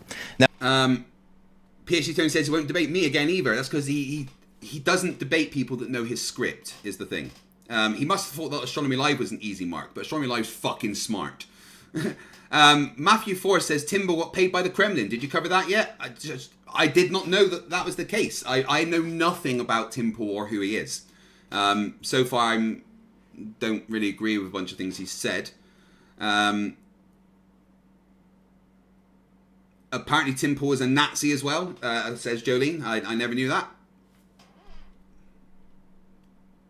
Now, what Austin is suggesting is that we should see a different deflection, even without ether, that we would see a different amount of deflection if we slow the light down in water before it reaches the end of the telescope. But the problem with that is that it suggests that water would have some way of knowing that, this vector towards the bottom of the telescope, I'm going to slow it down that direction, but I'm not going to have an impact on the lateral motion due to Earth moving. No, that doesn't work that way. It's going to slow it down, and it will still reach the bottom of the telescope in the same angle that it came into the telescope on, and that's exactly what happened. Okay, so let's make sure it makes literally no sense. It makes no sense to you, Witsit, because you have suffering from personal incredulity, but to all of us with functioning grey matter, Astronomy Live was very eloquent and easy to understand in his explanation.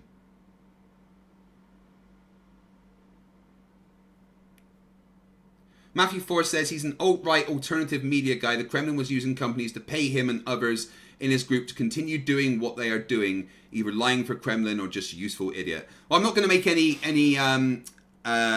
comments about Tim Pool because I literally know nothing about him. I have no idea what he's done.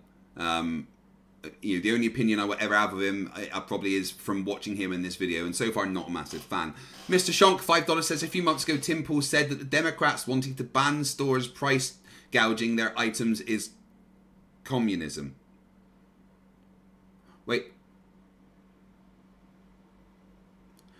So stopping people raising prices when people need it most is communism?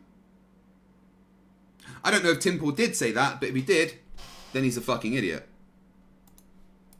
If the Earth is moving underneath the starlight, as it goes through the water, it's going to slow down. Now the Earth has moved further underneath the star than if it had gone through without the water, because now it's taking the starlight longer to get to you. The Earth is going to keep supposedly moving 67,000 miles per hour. That means it's going to have a greater angle. There is no even mainstream academic rebuttal to this. So your hand wave dismissal, claiming that I'm invoking the sentience of water, doesn't even make any sense. So you've been patently wrong. It's not a hand wave dismissal.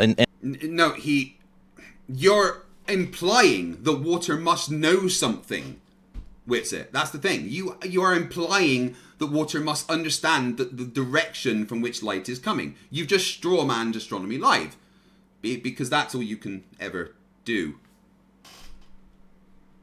And you're assuming, see, your description of it there has an implicit assumption that because Earth keeps moving, that the light will have a greater deflection in the water. That would imply that this inherent motion caused by Earth's motion, this stellar aberration, has some way of still manifesting differentially from the downward motion of the photon down the telescope tube. It doesn't have any way of doing that. That's what you claimed. You claimed the reason it came in at an angle was the Earth was moving. The reason it came in at an angle is because the Earth is moving, but when it hits the water, it slows down, but it slows down equally in all directions. That means the angle through the telescope is still the same, and it still reaches the bottom of the telescope. What makes a difference whether it's going lateral? Robertson Jennis showing he's no idea about physics. People look at the screen, that's the face of a dumbass. Hey, would some of my mods do me a favor and post the link to my debate with Robertson Jenis that's on my channel if you can find it. It's called How to Rue a Geocentrist's Day. Thank you very much. I mean, I'm not going to make any accusations about Tim Pool because I know literally nothing about him, but all my chat is kind of saying he's paid by the Russians. He's got extreme, like, right-leaning views. He thinks that price control is communism, which are all very dumb things, but, you know. But that's my point. It doesn't. It's a okay. So then, why are you adding that in there? Then you keep saying that because Austin's description implies that it's only going to slow down as far as how far vertically it's coming down. Imagine the stars right above you. How slow it's coming down the telescope, right, vertically. But in order for it to have a different angle of deflection due to the water, it has to continue to move at the same rate laterally that it did when it entered the telescope. But that requires ether, because if it doesn't, if the ether isn't there. Because if the ether is not there to entrain it, then there's nothing to cause it to deflect at a different angle as it comes down the water. It will simply... Astronomy Live is an extremely good communicator of science. Like better than I realized. Like, he's making me understand Airy's failure better than I ever have. I thoroughly enjoy listening to him explain this, and unlike me, he's able to stay like calm while talking to these fucking idiots because he hasn't had nearly 1,000 debates with them like I have, which is always nice. Simply slow down along its velocity vector, which in this case, in my example, is vertical. It'll just slow down, right? It's not going to go. The Earth is still moving. The Earth is still moving underneath it. Right. The Earth You're contradicting yourself. You're claiming it causes an angle change because of the Earth moving underneath it, and then you're turning around and claiming that the Maybe you need to listen to what he's saying, Witsit, because no. Earth moving underneath it wouldn't cause a angle change. Yeah. I'm not claiming an angle change during the water transit, though. You're claiming you can't pick and choose. Either it's causing it or it's not causing it. And there's no mainstream academic This rebuttal is the explanation, though. It's already angled when it enters the telescope tube, right? It's not going to suddenly change angle because water's slowing it down. Because water's slowing it down in all directions, so you can't have an angle change unless something is entraining it, which would be ether. We can move on, I think. Okay, we can move on from this, but Tim, I want you to pull up Warner. Yeah, we can move on. We can move on because I've just been destroyed and I don't understand what he's saying. And now Alex Stein is just going to say a bunch of nonsense that doesn't make any sense and cause chaos like he always does. Alex Stein ran away from me, which is fucking hilarious.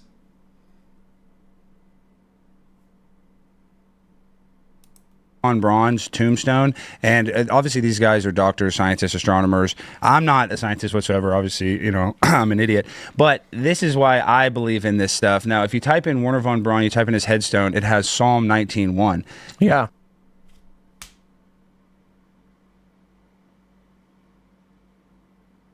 Ow! I've been told by my doctor I shouldn't face palm anymore. My skull's just full of fractures, guys, at this point. It's basically dust. And quite fine dust as well. Yeah. Yeah. The firmament declares his handiwork, etc. Firmament doesn't mean dome to him. He didn't think the firmament meant dome. He thought the firmament meant expanse and stars, and he was in awe at the universe. Oh, fuck. If you look up Psalm 19:1, and for the people that are playing at home that don't know who Werner von Braun is, Werner von Braun was a Nazi that we brought over during Operation Paperclip, and a lot of people called him a Nazi. They call me a Nazi. But believe it or not, our space program was created by an actual Nazi. Yeah, we took him, right? Like yes, with Operation Paperclip. We not just took him, we took a lot of... No, our space program wasn't created by a Nazi. Werner von Braun certainly helped develop the rockets, but did not have anything to do with the creation of NASA.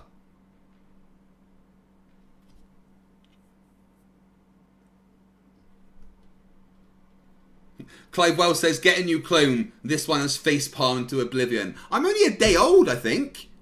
Wait, I'm not a clone. What? I don't know what that memory is. It's confusing. What was the Japanese? What was it called? There was two operations. Weren't there? We took the Japanese scientists and the Nazi scientists. Well, Paperclip's the one where we took after World War II. We took, and then Russia got a lot of the Unit 571 or whatever. Russia got a lot of like the technology. How has it all of a sudden gone to this? But my point is, I think it's very 731. Wait. So that Werner von Braun Psalm 19:1, and if you look that up, if you look this up, this is the architect of our space program, right, Scott? So fun story about that. Before I even knew about this tombstone, I like to play video games occasionally. I have an Xbox 360 profile. That's how old I am, right? And my old Xbox 360 profile, I'm a Christian. I had that same. I've got an Xbox. Well, my Xbox 360 profile was O'Malley's Twin. In fact, that was my original online name, O'Malley's Twin. Same verse on my Xbox 360 profile, but it doesn't mean that I think that there's a physical dome. It refers to. Let me read it. So, Werner von Braun, 1912, 1977, Psalms 19:1, which reads, "The heavens declare the glory of God; the skies proclaim the work of His hands."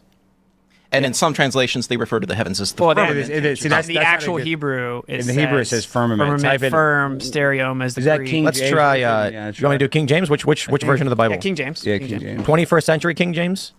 I think that's fair. Yeah, there you go. The heavens declare the glory of God, and the firmament showeth His handiwork. Yeah, and this will spill over into a theological debate. Obviously, the biblical cosmology. Yeah, no, the original Hebrew doesn't literally say firmament. And the fact that you can just change the version and get different words kind of says, yeah. Anyway, yeah, like Astronomy Live said, he had that. He's a Christian, but he doesn't think there's a dome because that's not what it means to him. The Bible is about interpretation, and clearly Werner von Braun didn't interpret that as saying there is a physical dome above us. So Elon's faking it. So, Maybe. So there's Maybe. all, I mean, there's maybe. all kinds of, who knows what happens when you get up there, how far you're going, what Elon's whole mission is to shatter the firmament to escape the realm, or what? It's funny because I hope this gets clipped, and I hope Elon sees this, because Elon all day long brags about how. I just want to say thank you very much to everyone being here. For everyone being here, there's 400 plus of you watching. This is absolutely incredible. I do love doing this for you. It's my favorite thing in the world. 22 days in a row I've been streaming, and the support that I've got has been absolutely incredible. Coming up, obviously, I have my big stream on Monday where I do 1,000 push-ups for charity. I've already had one donation. Thank you very much for that. And then I've got another debate on Friday. I've got Conspiracy Cats coming on Tuesday. I've got Slime and Dan coming on at some point. I'll be doing an acoustic set on the last day of the month as well. And if you have a suggestion, I'm going to be doing 8 to 10 songs. 2 of them that I wrote, and you guys can basically choose the rest. Okay? Any suggestions? Put them in my Discord. DML says, any word from Fax? Is he gone? I've given up on him. Fuck Fax. I wasted my time.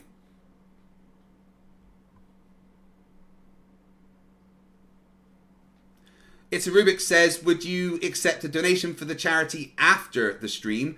Yeah, the best way to do that, if you would want to do that, was to just do a super thanks in the comments. Because what I'm going to do is I'm basically going to leave that there for, I'm going to leave the live up for a month. And then once it's been 28 days, I'm going to take all of the revenue that is made, so the super chats, the super stickers, the memberships, the super thanks, the ad revenue, and half of that I will go and donate directly to Safa. How these rockets are, taking off and going to the ISS or whatever. Yet, Tim, this is a provable fact. The farthest that NASA has ever sent a rocket is the moon. 1969 through 1972, the Apollo moon missions that went through the Van Allen radiation belt, which, that's a whole kit and caboodle. Like, I mean, Voyager probes are currently outside of the solar system. The Solar Parker probes went to the sun. Got to lie to Flerf.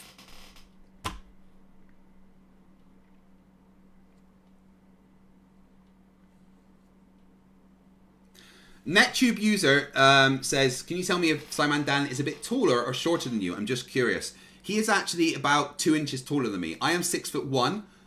Simon Dan is 6'3".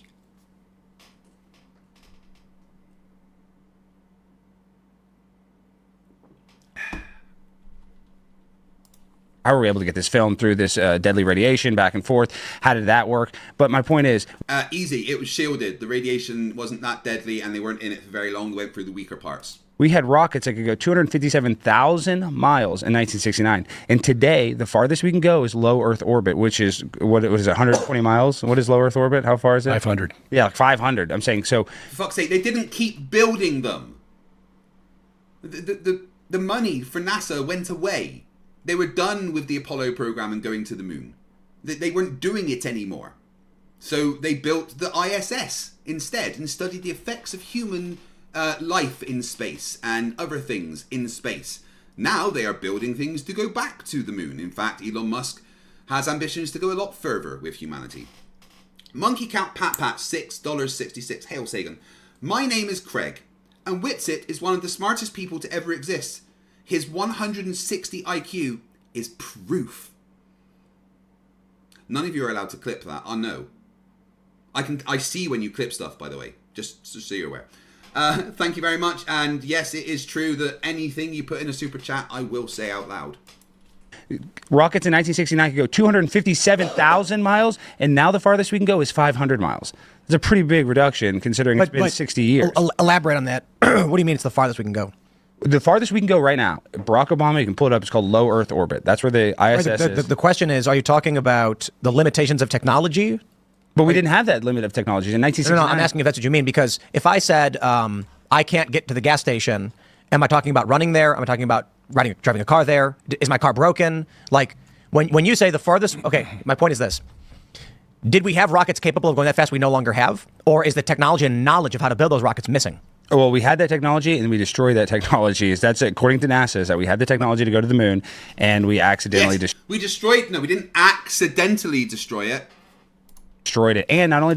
that's according to NASA, is that we had the technology to go to the moon and we accidentally destroyed it. And not only... See, he lied. NASA didn't accidentally destroy it. They knew using it would destroy it.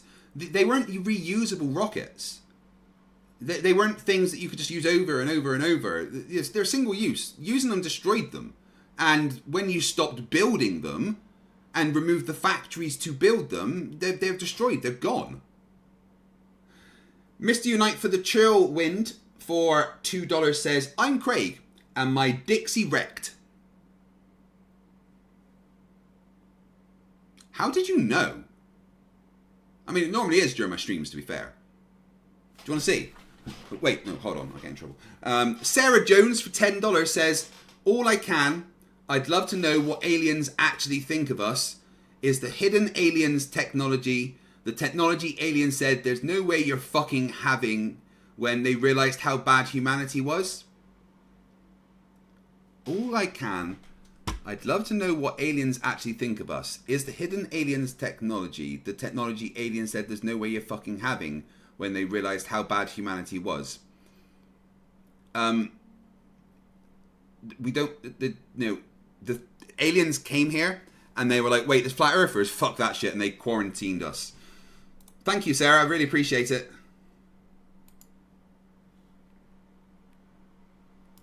Did we destroy the technology and all the blueprints, but we also accidentally destroyed all the telemetry. No, they didn't destroy all of the blueprints. That was a lie. And no, they didn't accidentally destroy the telemetry either. They overwrote the original tapes, but that was cool because everyone was already backed up.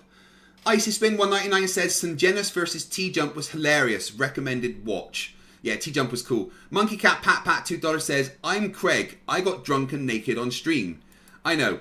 I didn't know that I'd done that until Rachbot reminded me, and I had to watch it to be sure. There is literal parts of that stream I do not remember. I do not remember getting my guitar. I do not remember waking my wife up. I do not remember getting naked. I should not drink. Data that gives us coordinates of every point that the Apollo mission was orbiting the moon, or on its I hear what you're saying, and the difficult thing is we're talking about the U.S. government, so it's kind of like, do you trust them? No, it's like, do you think they're competent? Do you think that they have accurate record keeping? The DoD just failed another audit like 7th time in a row for $800 billion. People have no idea what they're doing in terms of records, and probably a lot of it's on. I mean, I can believe that the American government isn't competent. Most governments are. Solixis for £2 rather, says, hi, I'm Craig, and I drink my own pee. It's red.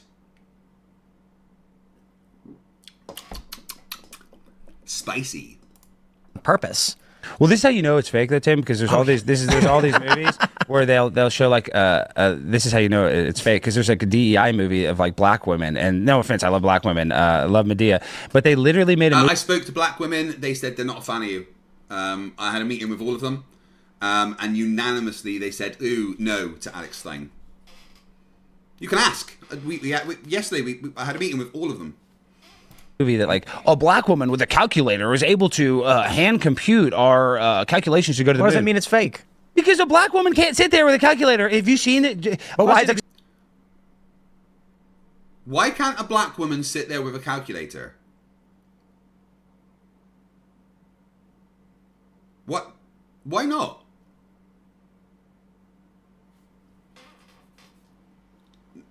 Jiffy Jiffwell for $2 says, "My name is Carl, and my favourite lollipop is toes." What did I just say? I really, yeah, I shouldn't say this, but yeah, again, anything you put in super chats, I will say. Explain. Hold on. Are you emphasizing this? Yeah, it's black. What does that have to do Well, with it's it? nothing about the race. I'm just saying. No offense to. I don't think a woman could do it. It's not. I mean, it's not. It's nothing. Oh, no, it's not black women. Just a woman couldn't do it. What? You're not making yourself look any better. Mr. Shonk for $5. The tech wasn't even good back then. They could only be at the moon for 2 to 5 days max. Meanwhile, Artemis 3 is going to be there for 7+ days. To do with But a man could. But I'm saying that's the DEI. It's like they want to make you think like, you know, oh, it was all because No. you know. The reason they made the movie was DEI. The person existed. And I don't think they did much. But I'm just saying our space That's technology. white supremacy, Alex. Well, maybe a little bit. But our space technology has. Kobe Clown for $2 says, "My hemorrhoids are on fire."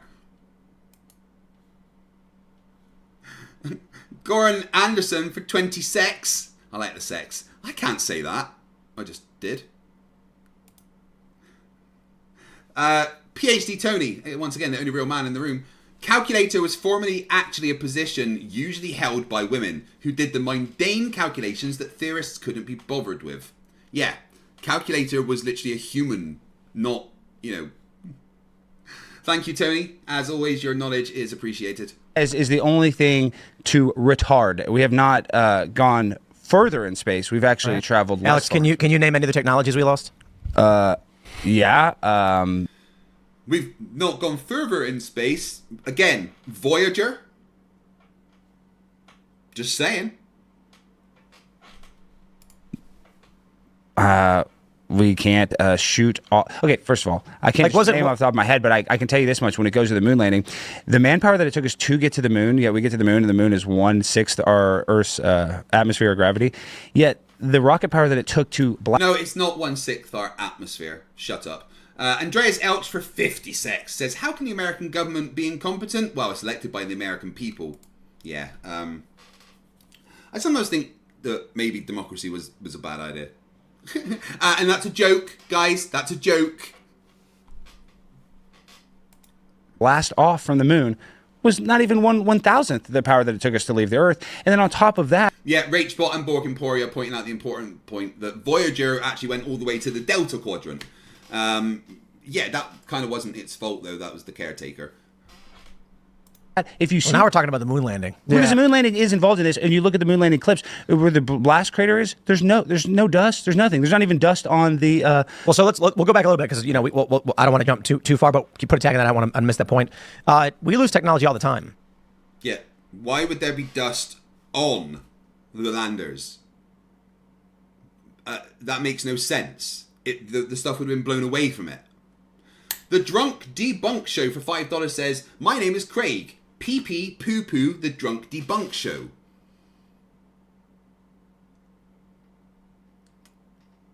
Well, did you just like headbutt the keyboard or? Yeah, I know, he wants turbulence in a vacuum.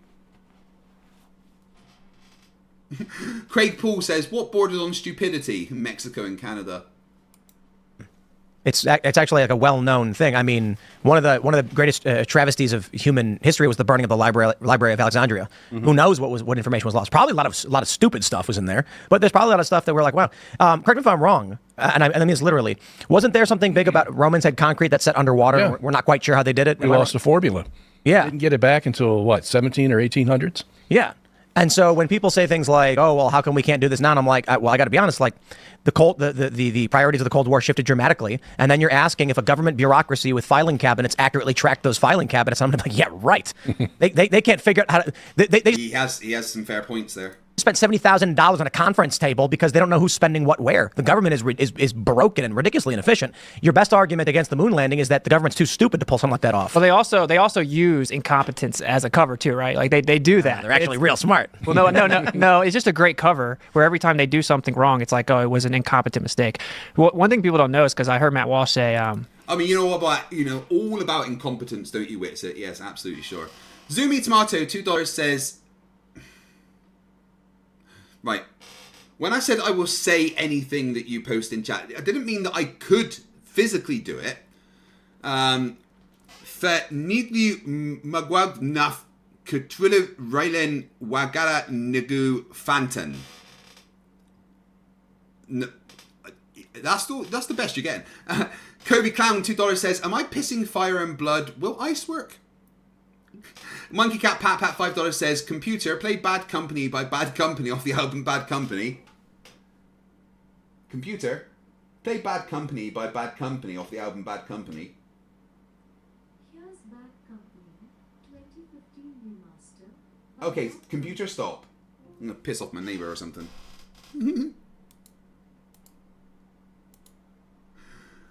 Right, we've got an hour and 15 minutes left before I am going to be a Star Trek nerd.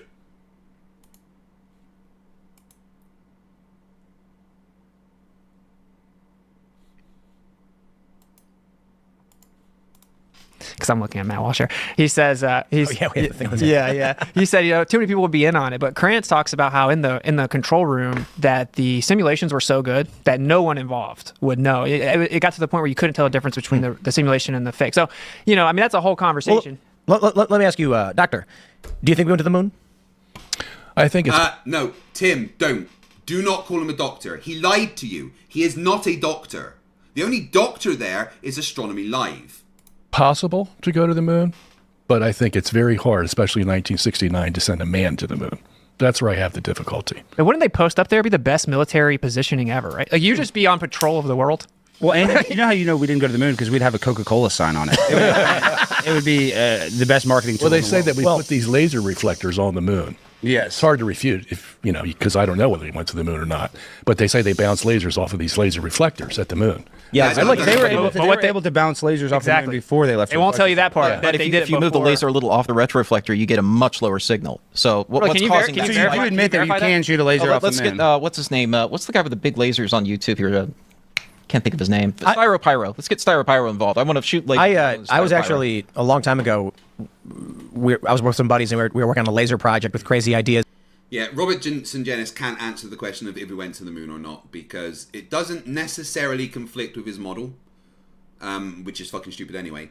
But he is also too stupid to understand the technology involved. Etorius for $5 says, "Computer, play Witsit by the band Witsit off of the album Witsit." Computer, play Witsit by the band Witsit off of the album Witsit. I couldn't find that on Amazon Music. It said no. Is of using refraction in the clouds to create a visible signal so that you could transmit data long range by using a high-powered infrared laser. And at the point of refraction, you would actually be able to point a lens at it and collect really low latency data, which could transmit communications simply by looking in the direction of where you know the laser to be. So to the human eye, they see nothing. There's no way to intercept a radio signal because the beam of light shot straight in the sky. You then use a lens capable of detecting infrared, and it can give you low latency data so that you can communicate over a battlefield without someone intercepting your signals or satellite communications. Well, speaking of World War II, Austin, explain how the Germans were able to steal signals. Oh, God. Don't get Austin talking about World War II, you dipshit. Jeffrey Jiffwolf, $2 says, computer, play Theoretically Displaced by Witless. It said no. Oh, this is a big. Listen to this, Tim. You'll like this. It's a big flat Earth proof. So, in World War II, the Germans developed so what they would do is they would fly the planes in blind, right? So no one knew. So it would be pitch black, and they would use radar beams to guide the planes. And so they would use intersecting beams, and they would know, okay, this is where I need to go. It wasn't the Germans that developed that, but okay. Nivox Bilkerman for £2 says, Je m'appelle Craig, je dors là à bus. I don't know what a bus means. Computer, what does a bus mean in French? I don't know that one. What did I just say? I heard. Computer, stop.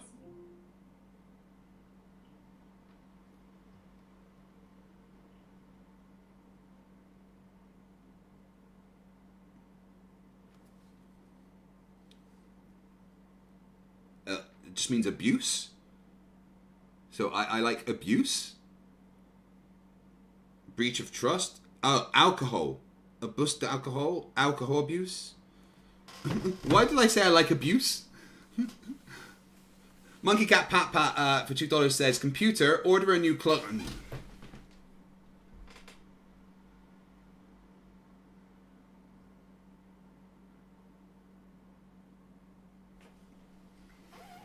Yeah, you can't do that. That turns me off. The safeties won't be back up, but please don't ask it to make a new one when I'm still here. Fucking dangerous. Good lord. I can split my consciousness in two. There's going to be problems. That way no one knew where they were at.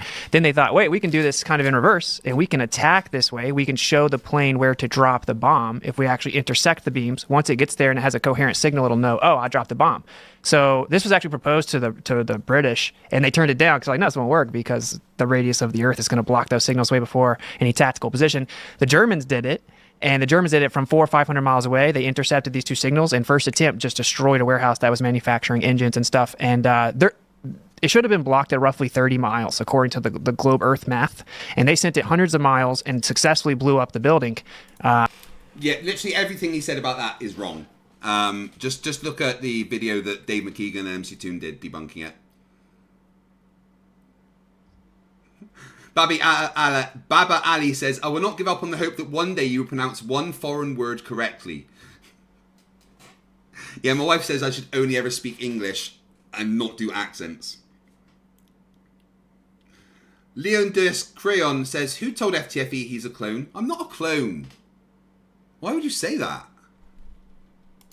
I'm definitely open to some type of explanation for that, because that is not physically possible, and it has to have specific coherency. So, beams obviously they spread out and diverge as they go further, but it had to have a maximum width of a few hundred yards intercepted in a very precise way so that the plane could blow. Now, here's the other issue. The Allies claimed that their ability to bomb so accurately at night was because they ate carrots. You guys know the story? No. A rumor was spread that there was high carrot consumption, which improved their eyesight, and that's why they were so good at hitting targets at night. When it was actually technological development, they didn't want the Germans to know that we had. So my point in this is the challenge, obviously, for all of these conversations goes back to just like the standard philosophical, are you just trusting something you read? And so how much of it is, I did a study that could not confirm X, which is very limited data, because you have to try and replicate it multiple times, and then, depending on your view of modern science, you'd want some kind of peer review. So if you're telling a story about how the Germans did this thing, it's like, or they lied. Or the Germans lied. They blew up the warehouse at night somehow, right? Yeah, they had a spy. And they didn't want the Allies to know that they had a spy who gave them accurate information and timing and telemetry, etc. Or they stole the signal. But Tim, you like this one? Yeah, so nothing there is relevant to the Earth being a globe or flat, because Wits' explanation of how it works is completely wrong. Bearded Logic for $2 says, Je t'aime at FTFE.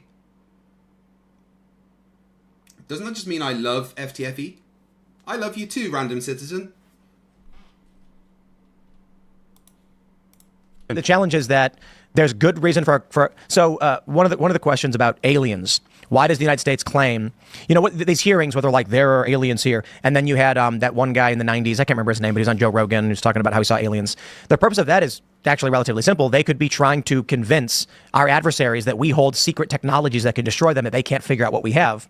So for the Germans to say like, oh, we did this thing with radar, the U.S. is like, but that's impossible. We can't figure it out. The confusion and the fear in your enemy is valuable to lie. So those stories could be, who knows? Sure, but if we get to the point where we all agree, if we were to agree that would falsify the globe if real, now we've made like fruitful progress, right? Because then we're like, well, let's try to imitate this. Now, obviously, imitating that's not going to happen, really. Occam's razor would suggest the Germans just lied.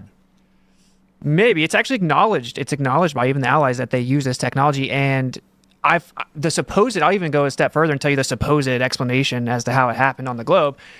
He's going to explain the globe explanation and then hand wave it. This is wonderful, Witsit. Good job for you. Peter for £2 says, I'm sorry, Dave. I'm afraid I can't do that. Nivok Spilkerman says, when push-ups? Monday at 3 p.m. In fact, the stream is already up. And this is all anyone's ever said, is diffraction. That basically the Earth would... Unless you wanted me to do push-ups tonight, Nivok.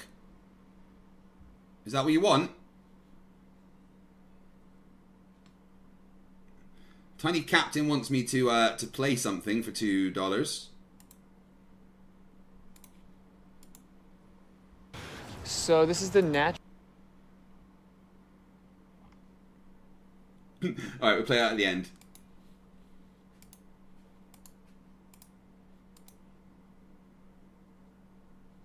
Let me know, Nivok, if that is tonight you want me to do some push-ups. Block the beam, and then it would fill back in behind it, and it would keep doing that. The problem... supposed explanation as to how it happened on the globe, and this is all anyone's ever said, is diffraction. That basically the Earth would block the beam, and then it would fill back in behind it, and it would keep doing that. The problem is that wouldn't maintain the coherency needed to intercept the beams, and I've never got a next rebuttal. So, good point. Obviously, I wasn't there. I can't verify that. I've gone and tested the Earth myself. That's actually my primary reason. You have not ever tested the Earth. You're too thick to do it. You don't understand the process of testing the Earth. You believe the Earth is round. Yeah. So what is how do you feel about it? I don't know. I have never heard this before, so I'd have to investigate it. But your point, if I can elaborate on your point, that they could have lied, it could have been this, could have been that, and we don't know. Okay, so let's go back to this Earth fixed or not fixed issue, and there's another experiment that was interpreted in two different ways by many scientists, and that was the 18... again, bear in mind, guys, this is not a doctor. He lied about his qualifications and doesn't understand physics. So anything he's about to say, you should not listen to his explanation of, because he won't understand what he's talking about. 87 Michelson-Morley experiment. Very simple experiment. You probably know about it, right? Okay, so if the Earth is moving around the sun at about 20 miles a second, and you shoot a light beam in the direction that the Earth is moving, that light beam should be impeded by space. At that time, they thought ether. Okay, so space is a something. It's not a nothing, because nothing does not exist. So it has to be something. Something's going to impede that light beam, and they could tell you by how much that light beam would be impeded. They can figure it out. Okay, the speed of the Earth. Yeah. So here's the problem. It didn't show any resistance to the light beam, space. Okay, they couldn't measure anything. It measured just a little bit, but not enough for an Earth going around the sun. Okay, so the obvious interpretation of that experiment is, well, the Earth isn't moving. That's why there wasn't any impedance of the light beam. Okay, well, we can't have that because we're all Copernicans, you see. We believe since the time of Copernicus that the Earth does move around the sun. So there has to be another explanation. This is where your lie may come in, you see. And the explanation is there is no ether. And the light beam couldn't be impeded because the ether doesn't exist, which is a la special relativity. That's Einstein's special relativity in a nutshell. Okay? So here's... And your point, not a Dr. Sungenis that ran away from me? Didn't run away from me, cried during the debate with me, actually. Kobe Clown for $2 says, too many push-ups can cause upper cross syndrome. Not really. Not unless you're doing them really fucking badly, I imagine. Like, really badly.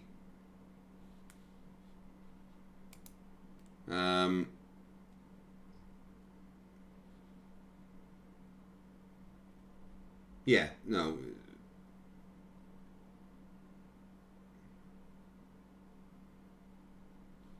It's doing right and you're fine.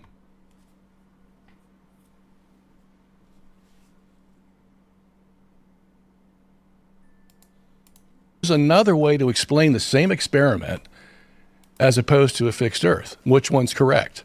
Okay, so we went on for a while where, okay, Einstein has to be correct. We all want to be Copernicans. We don't want to kiss the feet of the Pope.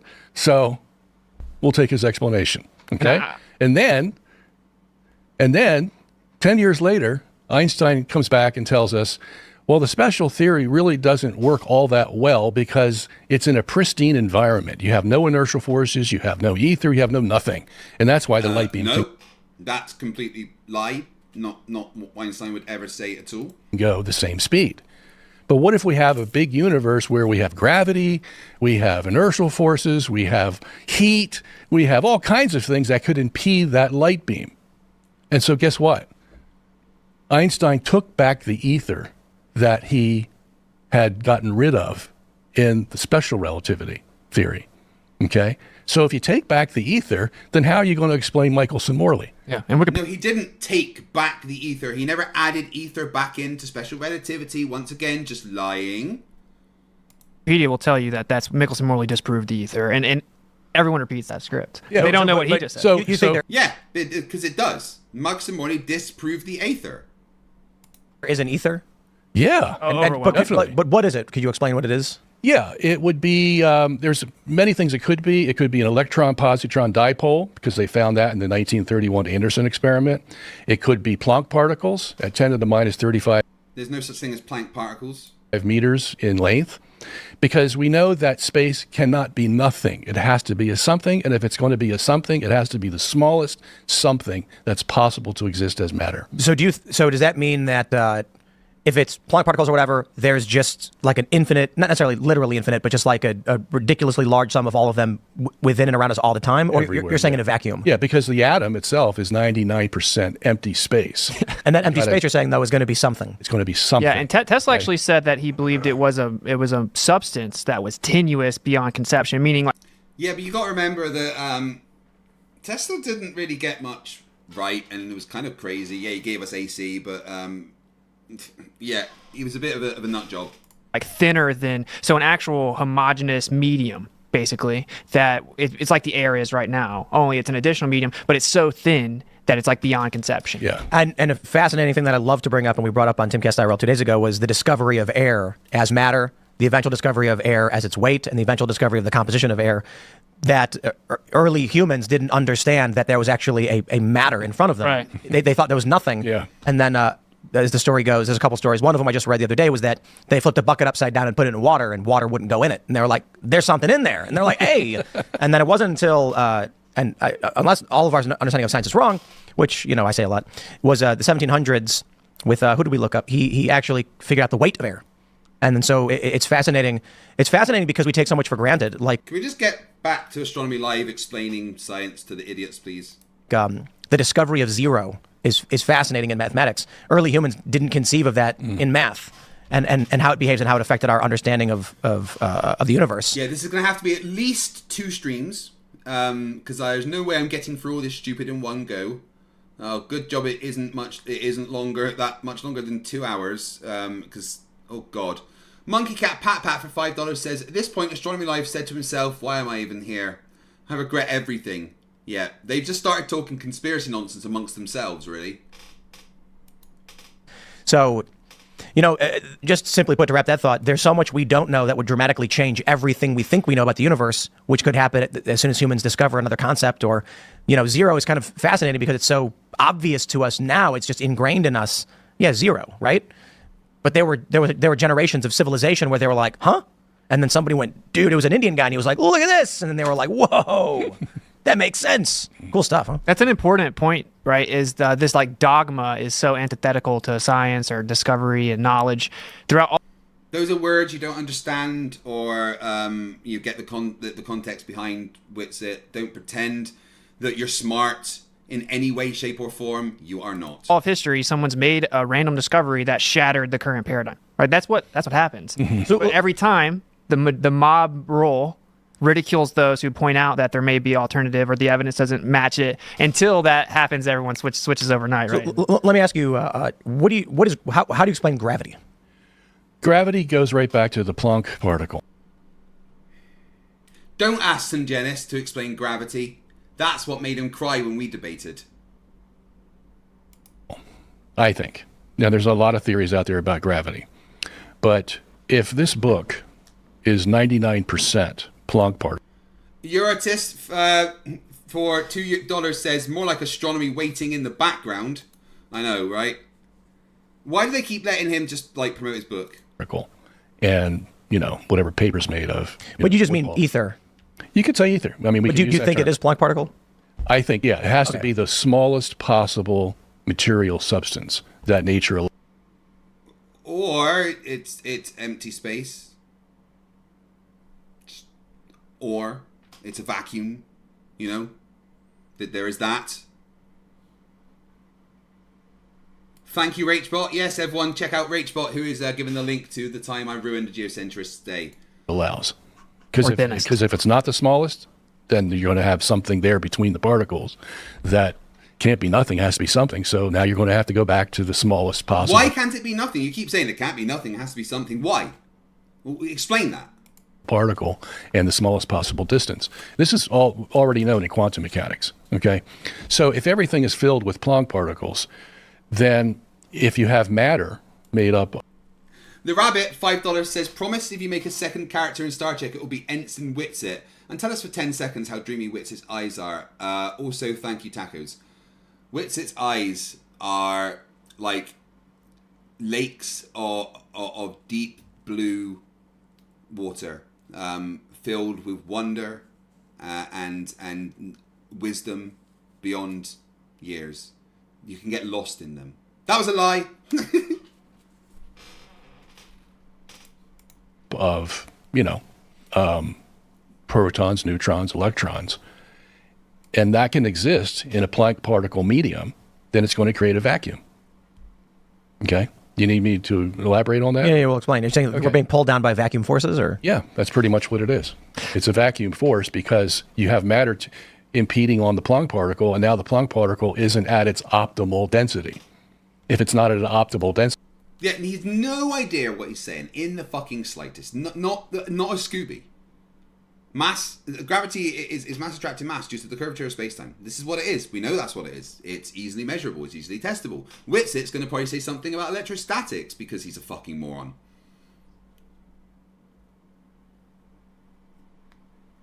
Yeah, Monkey Cat Pat Pat. He did say whatever paper is made of. Yeah, trees.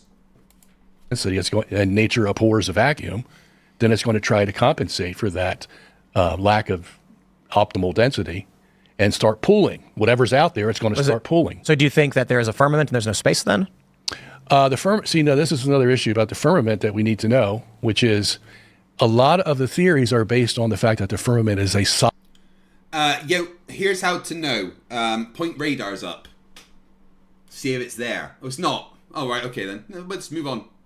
Solid thing. That's why you have the picture of the dome. That's what you get in Genesis chapter 1, verses 6 to 9. That it's a solid thing. Yeah, it looks like a glass barrier, right? Yeah, figuratively. Yeah, but whatever it is, it could be gold. Who knows? It's solid. Radiation. Well, that's not solid. No, you're saying the presumption is that it's solid. No, because that's what the Hebrew word means. Really? I mean, that's why you get. That's why you get the word. No, it isn't. It means expanse. Liars.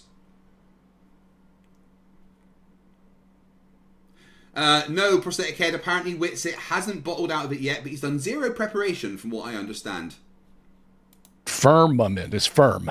Yeah, okay, in Greek it's stereoma, which means solid. Yeah, but there's another facet to this Hebrew word, rakia, and you get that in the second part of Genesis 1, when it starts talking about the celestial bodies. It says, God made the sun, the moon, and the stars, and put them in the firmament. Mm-hmm. Okay, well, how can that be if it's solid? They're wrong. No, you got two meanings for the firmament. You got one that's solid, and you got one that's ethereal. And that's where the celestial bodies can fit in. And if you follow the meaning of firmament... Yeah, no, the meaning of firmament is expanse, so let's just go with what it is instead of talking nonsense. Oh, right, yeah, you're a liar that pretends he's a doctor. firmament, the rakia or raka is another derivative of it. Throughout the Old Testament, you see those two meanings. So let me try and get the gravity explanation then. So, well, gravity's fake, and this is how we know because it's all buoyancy. He's about to say buoyancy and density, isn't he? And density, because this I can prove. Why does a balloon float, Tim? Is Archimedes.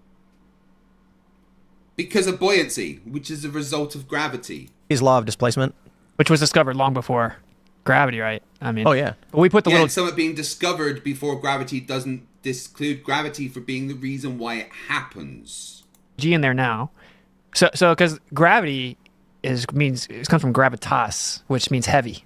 So it just means that objects are heavy; they have a weight. As to what causes objects to have weight, that's the real question, right? So gravity. Right. So the issue then would be, I'm trying to understand, and maybe I'm getting it wrong. The Earth is massive, and with Planck particles occupying 99% of space, there is a massive vacuum that is the Earth pulling everything towards it. Well, to balance. The Earth also has Planck particles in it. That's what I mean. Yeah. Oh, okay. So the Earth is effectively this gigantic structure with massive vacuum force pulling everything around it to it. That's right. That's right. And what's the conventional? I mean, just trying to ignore what gravity is and making it up. But finally, he's getting Astronomy Live back involved in the conversation. Gravity theory, a theory of gravity. So, and to be clear, I'm not a physicist. I'm just an amateur astronomer who enjoys looking at the stars. Are you a doctor? I'm a doctor of neuroscience. And we'll say doctor, but keep that part quiet. You're a doctor. Yeah, no, I don't. Yeah, he's an actual doctor, not like St. Janis. I don't know much about theoretical physics and about what causes mass to have gravity. That's outside of my wheelhouse, to be honest. But it's the theory of relativity. It says that gravity is the bending and warping of space. It's the effect of the bending and warping of space-time, and that it displaces the space-time, causes a gravity well, and basically objects fall inside this well. Back in the day, it was Newtonian, which is that matter inherently has some property that pulls things to it. And actually, Newton said that he couldn't understand it. It must be God doing it. Yeah, Newton had no idea why it happened. He just had an observation and saw that it happened. So that's irrelevant again. God, he looks more homeless with every fucking thumbnail freeze. And most people won't talk about that. He just said God must be doing it. He threw his hands up. He said there had to be an ether if it existed because there had to be mutual contact between the bodies and stuff like that. But this is interesting because people will say hey, stupid flat earther, what's gravity, right? But the mainstream model doesn't have a viable model for gravity. Right, it's not even remotely close. Is the flat Earth? I've read this, and it may not be the actual one, but what I've read was that the Earth is moving upwards. No, total straw man, insane straw. But Austin, you don't believe in relativity, right? I mean, you don't believe that the sun is 93 million miles away. You don't believe that you're conflating things. So I believe in the principle of relativity. I don't believe in the theory of relativity. It's ridiculous. What's the difference? What do you mean by it? He believes in the principle of relativity, but not the theory of relativity. I'm going to prepare this time.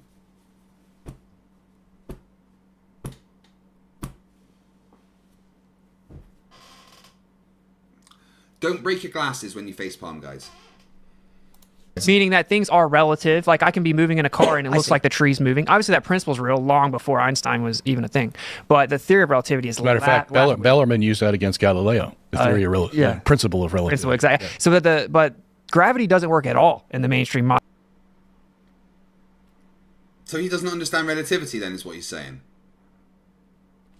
And then listen to what he says. Principle of relativity. Principle, exactly. Yeah. So but gravity doesn't work at all in the mainstream model. It's such a... Yes, gravity works perfectly in the mainstream model. It's used every day to make predictions completely accurately. I can hold this lighter and predict how fast it will go towards the ground because of our knowledge of gravity. I need that to smoke.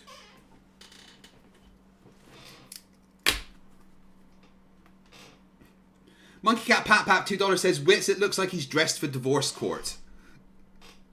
A misnomer. In 1933, Fritz Zwicky looked at a coma cluster, so it's like a cluster of galaxies all together.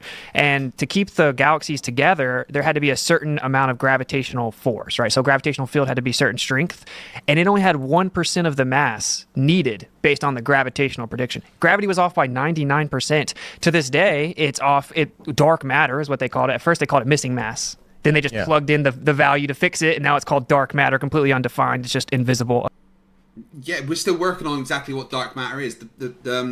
And all you guys can do is strawman what dark matter is. Now, it's clear there's something there that has mass that is affecting the way that things move. It's making gravity. We cannot yet detect it.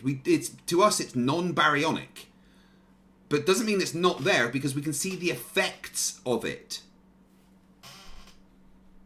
Well, effectively is what dark. Yeah, it's like we can't detect what it is. We don't know what it is, but it clearly has some kind of gravitational effect on. Yeah, we can see gravitational lensing in galactic clusters. We can see that, we What does that expect have to do with dark matter, though? Because galactic clusters have a lot of dark matter, and so if you look what at is dark matter?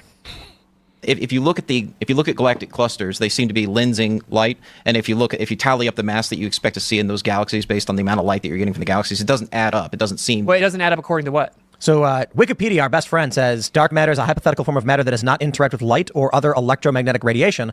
Dark matter is implied by gravitational effects, which cannot be explained by general relativity unless more matter is present than can be observed. Now that's fascinating, because that sounds to me. That's exactly how I explain it to Flerfs. We can see shit going on, and that's how you start with science. You make an observation, and we observe stuff happening.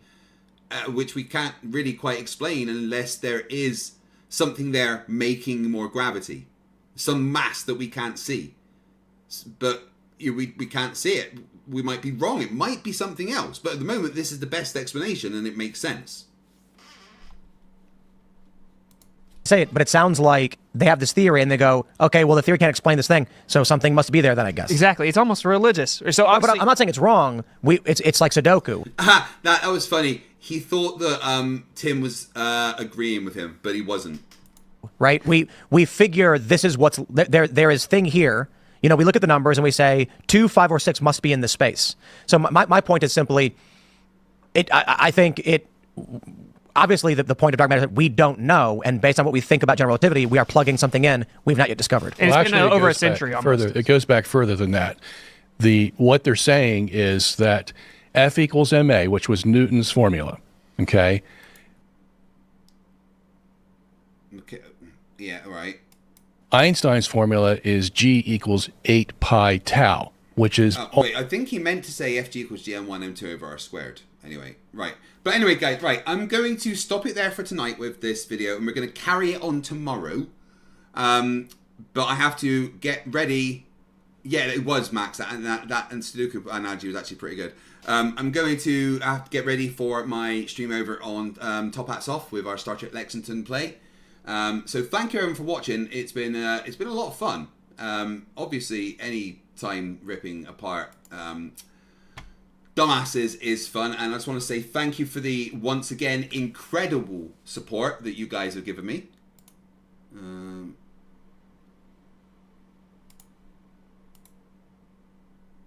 I think it's appropriate that we play this song on the way out today.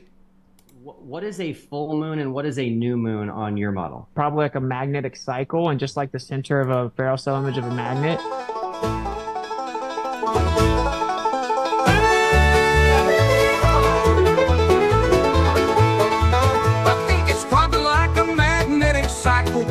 Just like the center of a ferrocell spiral. Image of a magnet, it's just black in the middle. It's actually pure inertia, not just a little. In the ferrocell image of a magnet, it actually goes into its inertial state, then charges back up. It becomes like etherically displaced.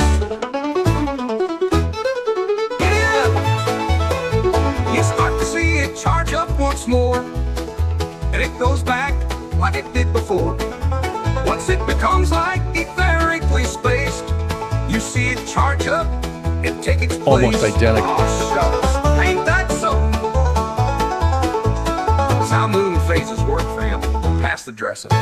In the magnet's heart, centrifugal divergence flies. Centripetal convergence pulls. Defying all science, etheric whispers sing. Light and shadow blend, magnetic cycles spin, where physics seems to end. In the ferrocell image of a magnet, it actually goes into its inertial state, then charges back up. It becomes like etherically displaced. Yeehaw! Grab your partner, swing around, magnetic cycles up and down. Either song in the air, hillbilly science everywhere, 'cause it's like etherically displaced.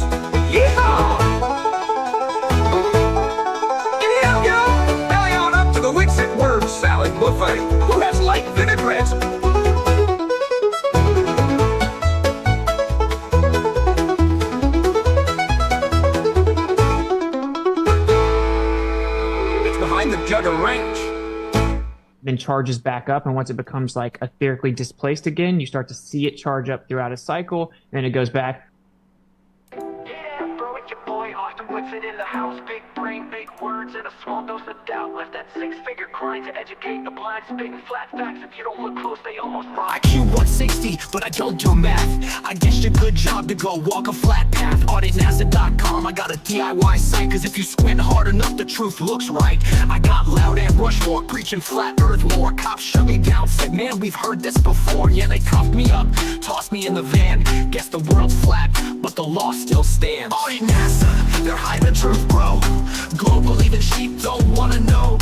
Got no proof, but I'm shouting real loud. IQ on max while I puzzle the crowd. Left six figures behind, cause you know I'm woke. Now I live off the truth and donations from blokes. Flerfs ain't easy, but someone's gotta speak. Even if my science barely holds for a week, I toss out facts like gravity's a fraud. Cause water's flat, bro, it's not that hard. I sound like a scholar, but I'm guessing the terms just like science class. Always skip to learn. Yeah, it's lonely at the top with my genius head. Living in my own world while the globe turns red. When logic comes knocking, I'm quick to deflect. Bro, I'm a master at dodging, cause and effect. Audit NASA, they're hiding the truth, bro.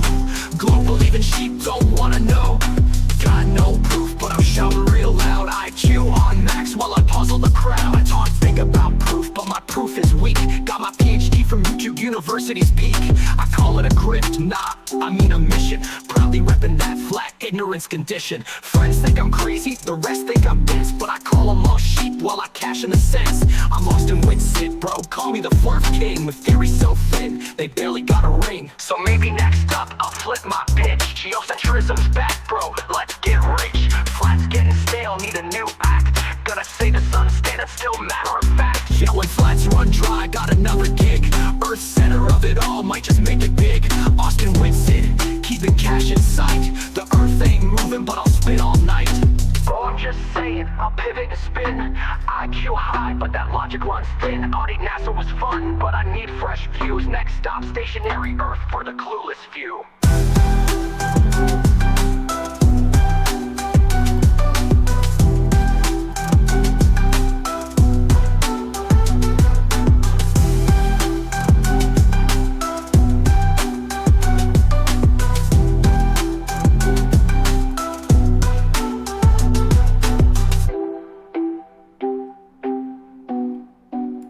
Science Museum of North Carolina. And there's a giant bull outside. What up, bro?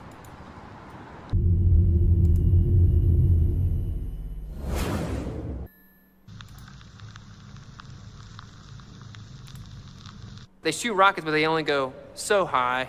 They're just mad about my nerd drip with the bow tie.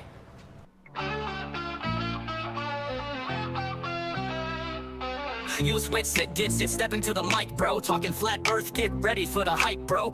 Aced algebra in school, honors too, bro. Gravity's a lie, yeah, I'm in the zone, bro. Electrostatics, that's the real deal, bro. They say the earth's a globe, but that ain't right, bro. I'm the best flat earth debater, bro. Humbly, opposition ain't on my level, so, but let's not get too technical, bro.